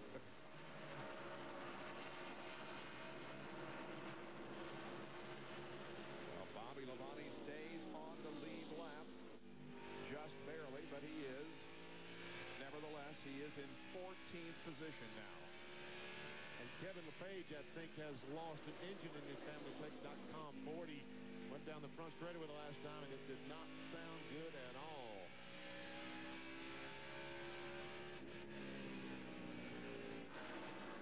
Yeah, Burton working on Bobby Labonte, trying to put him a lap down.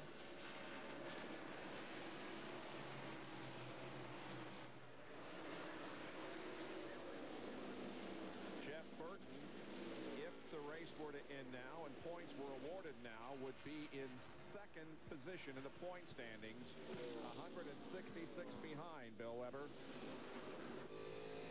I think it's important to remind everybody that Jeff Burton won the Busch race here last night. Now, Wednesday night, he was on RPM tonight, and I asked him about running the Busch race, and he said it makes the driver better, not the car, because not enough information translates between the two. But he said, when I'm done running that Busch race, I know I'm a better driver because I have more laps in race conditions at that track. Then he added, I may not see it this Saturday night, but it'll show up sometime. Right now, it's showing up pretty well. John? And Bill, right now, problems showing up for Matt Kenseth, one of the 5 guys going for that $1 million bonus. He had stayed on the lead lap, but he has slowed dramatically. The crew tells me the engine has broken. Well, he and the 16 car of Kevin LePage, both the engines coming from Roush, and they about the same time have a problem. But unfortunately, the 99 car that's leading the race, Jeff Burton, his engine's come from the same place. So,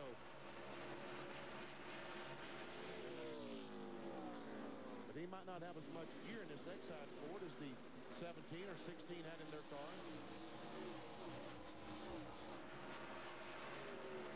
Seen a lot of engine problems here tonight. That's pretty unusual now in the racing world because of the technology they have, that they can fix them where they can turn them 9,000 RPMs. And maybe some of them were turning more than that. And maybe that's why we've had the problem. 6th and 7th here. Elliott 6th. Martin 7th.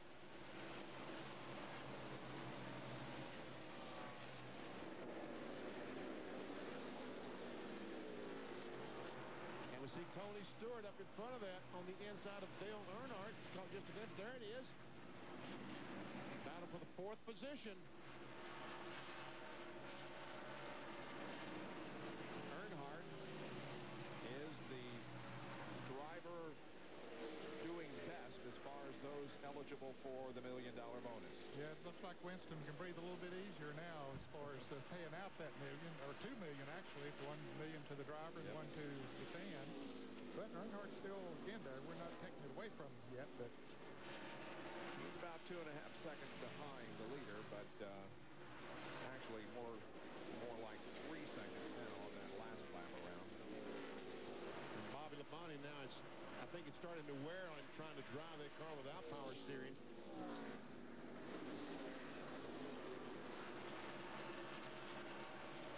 There is Gordon in 2nd position. He's 1 second behind Jeff.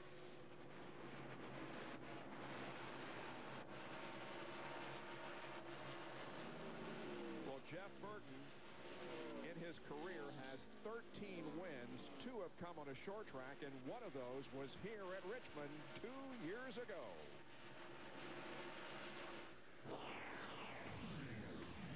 Gordon heads for the inside, coming off corner number 2, down the backstretch. Jeff Gordon pulls alongside, but Burton inches ahead as they move through the 3rd and 4th corners. They're coming to the line for the win.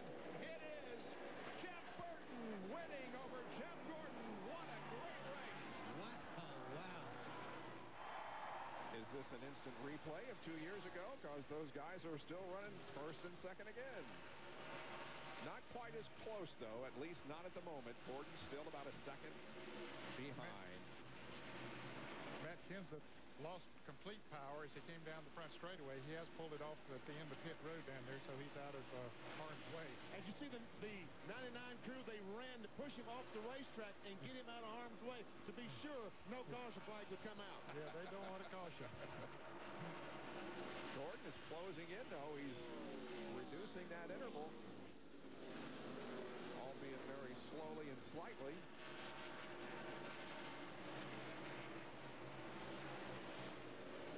Once again, the battle goes on between Elliott and Martin, but up ahead of them, here is Dale Earnhardt, who is putting a lap on Bobby Labonte. Really, all Bobby Labonte needs to do now is stay ahead of Ken Schrader, who's in the next, he's the next car at 1 lap. Caution flag is out. Oh. Casey Atwood, the Motorola Ford just blew up. The caution is out. And it comes with less than 20 laps to go. There's the smoking car of Casey Atwood as his Winston Cup debut is over. Well, this will set up an interesting situation. I think they'll have to pit. Now the pace car is going by Jeff Burton. Pit road is open now. Will they come down pit road? No. Wow. Earnhardt's coming, isn't he? Earnhardt. Yeah. Mark Martin is coming. Ward Burton is coming. I think that's smart. I think that's very smart. John Kernan. Richard Childress just told Dale Earnhardt after being told nobody else was pitting, he says, hey, we're going to take 4 tires and we're going to beat these guys. So the crew that knocked off a 30.6-second pit stop last time doesn't have that pressure on them now. As they swing around to the left side, putting those tires on, they can actually take their time. Now to Bill Weber. Mark Martin is on pit road. Ward Burton is also on pit road. Left side tires for the 6. Left side's also for the 22. Earnhardt's able to get off of pit road. At the very last second, Frank Stoddard told driver Jeff Burton, stay out, stay out, stay out. And he did. And he did, although he faked and almost put Jeff Gordon into the pits, but both of them stayed out. So did Steve Park and Tony Stewart. Back at Richmond International, I was supposed to say right here that SportsCenter is coming up next, but I don't have to. But SportsCenter is coming up next, and here are some of the stories that Linda and John will be covering for you. College football plus the Major League Baseball race. All the sports you need to know. SportsCenter is coming up next. Bobby Labonte will line up to the inside of the leader, Jeff Burton, and Bobby will try to get his lap back here as we enter the final 15 laps of this race. By the way, the 19 car did not lose engine. The right front tire was flat. Is what caused his problem. Green flag. We were premature in saying that Casey's debut is over. It is not. He is still out there. Now, Jeff Gordon up on the top side of Jeff Burton. He's got a run. He is on the outside and has a run on Burton. Dale Earnhardt can get through that traffic, he will mow them down. He has new tires on. Gordon, I believe, will get credit for leading that lap, and that is the first time that Jeff Gordon has led tonight. Still a side-by-side battle for the lead. Gordon and Jeff Burton. And now Jeff clearly takes the advantage. And Earnhardt gets by Bill Elliott to take over the 5th spot. And he's on the inside of Tony Stewart, trying to get on the inside of Tony Stewart. That's for 4th. Elliott took 4 new tires, and he was the fastest car on the racetrack last time. He's less than a second behind Jeff Gordon, now the leader. He'll catch him. And if he does and wins the race, he will win the Winston No Bull $5 million bonus. And again, he is the fastest car on the racetrack. Gordon second quick, and Ward Burton, who also came in for a pit stop, is shown as the 3rd quick that last lap. Here he comes down on the inside of his car. Steve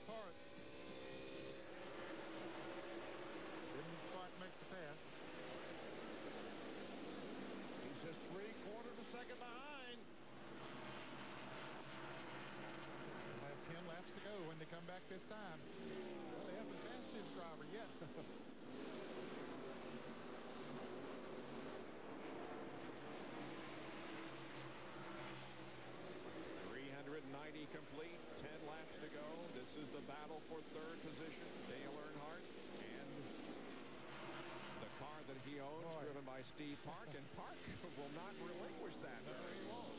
He's hanging tough, and his boss is trying to win $1 million.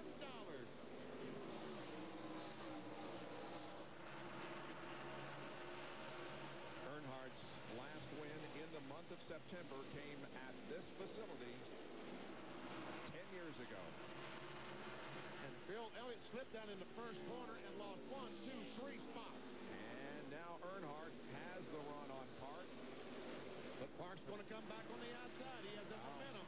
And Jeff Gordon pulling away from Jeff Burton right now. Yeah, the laps are quickly clicking down. Now less than 8 to go. 7.5 from the Pennzoil copter cam. You're seeing the top 4. I said that Earnhardt would move him down, but he can't get by his car, and that's going to might just hold him up enough to cost him that $1 million. John, what's going on? Well, I have a question for our experts up there. Remember earlier in the race we said that Earnhardt was concerned that he was pulling too low a gear. He was having to let off too early going into the turn, coming down the front straightaway to not over-rev the engine. Could that be preventing him from getting the run on Steve Park that he needs? No, he just can't get that momentum up on top of the racetrack, and Park is still. Now Earnhardt finally gets by, but now he only has, what, 6 laps to go. Yeah, he ran Park into that third turn, put the slide job on him, and moved them both way up the racetrack and got a run then coming off of turn 4, made the pass. Now Martin is trying to get by Steve Park. Martin has gotten by Tony Stewart. This is a battle for the 4th spot. One time Martin was a lap down. Here he is now battling for the 4th position. Martin had a pit stop and changed all 4s. Same time that Dale Earnhardt did. Now Martin slips up ahead of Park and takes over that 4th position. Coming down for 4 laps to go for Jeff Gordon, who is leading Jeff Burton by 0.8 of a second, and Dale Earnhardt closed to within 1.1 seconds. The previous lap, he was 1.3 seconds behind, but boy, he's got very little time to get up there. Yeah, he doesn't have enough time now. He'll have a tough time probably passing Burton. Well, I don't know. No, that's no problem. He drove right on by him. Jeff Burton slipped, get down to the 3rd corner, and here's Earnhardt with just 3 laps to go, closing in on the leader, Jeff Gordon. And here's Martin about to go by Burton, take over that 3rd spot. Well, if you don't believe those new tires will help, just pay attention to what went on there. These cars that made those pit stops, see how they've been able to come up there and pass those cars that have been running up front all night. 2 laps to go on this 3/4-mile track in Richmond. Jeff Gordon leads Dale Earnhardt. If Earnhardt wins, he gets the $1 million bonus.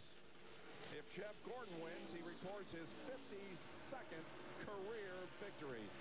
There is the No Bull 5 winner if Earnhardt can win the race, but we're on the final lap, and Ted Musgrave has problems, but he gets the car quickly down to the apron of the racetrack. Misses pit road, but that's of insignificance. The white flag is out, and we've got less than a half a lap to go for Jeff Gordon, who started this race in 13th position. And here he comes down to the checkered flag, and Jeff Gordon wins his 3rd race of 2000, also won at Talladega and Sears Point, his 2nd Richmond event, and it's his 52nd career victory and 10th on a short track. And Jeff Burton slipped all the way back to 5th. Earnhardt finished 3/4 of a second behind Jeff. Bill? With crew chief Robbie Loomis, handshakes all around. Your driver called in and said that was an awesome win. And Robbie, that was an awesome win. Yeah, it was real exciting. I tell you, this pit crew's done a great job. You know, last week we had the best pit stop there at the end of the race, and nobody realized it. Today they came back, give us good pit stops, kept us in there. What can you say about Jeff Gordon when it comes down to the end? Your guys said with about 150, 125 to go that they felt they could reel in the leaders. You know, we knew if we could keep him up in there, you know, he wanted to be in that no bowl race for Talladega, and we really like that with Winston. Just got to thank DuPont and Jeff Gordon. He's unbelievable. At Talladega, you'll go for $1 million. Congratulations. Loving that. Thanks, bud. See you. So the DuPont Chevrolet wins the Monte Carlo 400. And we do not pay out the No Bull $5 million to any driver, but Jeff Gordon is eligible at Talladega. Circling over victory lane, we see the number 24 DuPont Chevy there, and emerging from it is the victor tonight, Jeff Gordon. Here's our McDonald's Winter Circle interview with the doctor. And a huge hug from car owner Rick Hendrick, and now a kiss and a hug from his wife, Brooke. As happy as I've seen Jeff Gordon in quite a while. Geoffrey, congratulations. What a performance. Wow. I just want to collect myself here. It's been a little while since we've been in victory lane. Got to thank God just for the perseverance and, you know, just keeping our faith, and this team keeping their faith in themselves and in God. Couldn't have done it without him. Tell you what a great day for us. We worked hard all weekend long. We came and tested, and the car was great. And we were there all day long, you know. We just never had that track position. There at the end, I knew I had to take advantage of Jeff on that restart. I had no idea Earnhardt and them guys were going to be coming that fast. So luckily I got out there and got to set a smooth pace. But I want to thank DuPont Automotive Finishes, Quaker State, Pepsi, GMAC, this guy right here, Robbie Loomis, Brian White, so all the guys in these Rainbow Warriors, Advanced Auto Parts. Man, I don't know, Hendrick Motorsports, Chevrolet, you know, it's just an incredible night for us. I want to thank you guys from ESPN, Jerry. You guys have done so much for me along through my career, and I don't think I'd be here without ESPN and all those Thursday Night Thunders, Bob Jenkins, and you know, Benny and Ned and all those guys. I appreciate everything. This is a great night for us. It was a super night, and thank you for the testimonial, Geoffrey. Outstanding effort. I got to ask you though, the caution comes back out. You do not pit, and you waste no time at all making the move on the outside. Did you know you had something for Jeff Burton when the green flag came back out? Well, I told myself, you know, whichever way he goes, I'm going to go the opposite way, and I knew Park was going to be real strong too, so I didn't know what was going to happen, but Jeff got me on the outside on an earlier restart, and I said, well, I got to get a good restart driving there real deep if I can get up beside him, and I just barely got up beside him, and probably wouldn't have worked with anybody else other than Jeff Burton. He's a great race car driver. He always races me hard and smooth, and we've had some great battles here at Richmond. It's a lot of fun. Hey, congratulations. Go celebrate. All right, we will. Thank you. Jeff Gordon's third win of the year and second here at Richmond International Raceway. Let's check in over with Bill Webb.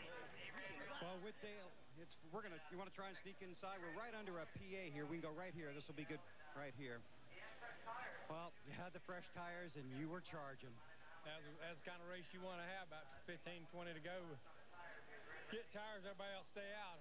I raced Park a little bit too long, but he's trying to hold position, and he done a good job staying where he did in top 5, and thought we could get him. You know, if it had been another lap, maybe not, but we were trying. The decision to come in and get the tires, obviously, as you look back now, it looks like a brilliant decision. That's Richard Childers and Kevin's call. We got 2 tires here in the spring, really, with a goof op, so 4 tires, and we're heroes now, so it worked out for us. You're also unofficially second place in points, about 158 back, Dale, so you made a big gain. Well, that's what we needed to do, is make a big game, and I hate to see them guys have bad luck, but I've had bad luck and gotten this position, so maybe we can keep doing this, top 5s and a win, and maybe we can race them hard. Thanks for stopping. See you next week. Thank you. Well, let's take a look at the results now. There were 12 cars on the lead lap when the checkered flag dropped, and the top 10, Gordon, Earnhardt, Martin, Park, Jeff Burton, Stewart, Benson, Ward Burton, Ricky Rudd, and Jerry Nadeau with the top 10 finish. Here's 16 through 30. Scott Pruitt has a good run. Comes in 16th, 1 lap down. Schrader and Blaney. Casey Atton will finish in 20th spot in his very first NASCAR Winston Cup race. First of many, I'm sure. Everybody on this page had a lot of trouble. There were the results of the Chevrolet Monte Carlo 400. Back with points in a moment. ESPN's coverage of the Chevrolet Monte Carlo 400 at Richmond International Raceway being brought to you by Team Monte Carlo. The cars more champions depend on. Chevy will be there. By Conseco. And by Kmart Route 66. Jeans, clothes. It's not Main Street, only at Kmart. Sports Center coming up next. Stay with us for all the war news from the world of sports. Now let's take a look at the point standings, and 6 of the 10 positions changed here tonight. And Dale Earnhardt is indeed in second position of the point standings, 158 behind Labonte, and the top 4 are within 200 points of each other. Now we go down to John Kernan. With a couple of happy guys. They didn't win the race, but they more or less won the war. Casey Atwood making his Winston Cup debut. Casey, you finished the race. How was it? Pretty good. We just, beginning of the race there, we just started off a little bit too loose and got us lapped down early, but I couldn't be more happy. You know, somebody asked me this morning what the perfect weekend being. I said a top 20, and we got that. So, you know, we started off a little bad, but Ray made good adjustments on the car all night, got the car better each time. You know, at the end of the race, we was running times with top 10. So, I got to thank Motorola, got to thank Ray for giving me the opportunity, and these guys on this team worked hard all night, and building this car, they worked hard for a couple months on it. So great job in the pits, and just glad to get this one over with. Ray, what about his job tonight? He did a great job. He learned all night long. I think we all did. I was really proud of this team. I feel like I've got a really good foundation going forward. They proved that got a little bit behind qualifying, but they fought back all night. Cut a right front tire, didn't knock the wall down. Dented my car up a little bit, but he did a good job. And congratulations to Jeff and Robbie and all the guys. And again, I'd like to thank Motorola, too, for giving us an opportunity. All right, thanks, guys. Upstairs. Well, Casey advanced 16 positions from his start in 35th. He did finish 2 laps down, but again, a good debut for the young 20-year-old. Yes, he did. I was very impressed with Casey Atwood tonight. Well, I figured it would be. I'm sorry. Yep. It's been a good night for several drivers, but for others, they suffered major hits in the point standings. But it all means that in these last 9 races of the year 2000, it should be a tremendous battle for the 2000 NASCAR Winston Cup Championship, right down to the final race in Atlanta. Well, here tonight, we had 9 different leaders and 16 lead changes once the green flag dropped. We did have a total of 8 caution periods that lasted for 57 laps. We had 16 lead changes. The average speed of the race was 99.866 miles an hour. Jeff Gordon drove to victory here tonight after leading 15 laps. His official margin of victory was 3/4 of a second over Dale Earnhardt. That's a story from Richmond International Raceway. This has been a presentation of ESPN, the worldwide leader in sports.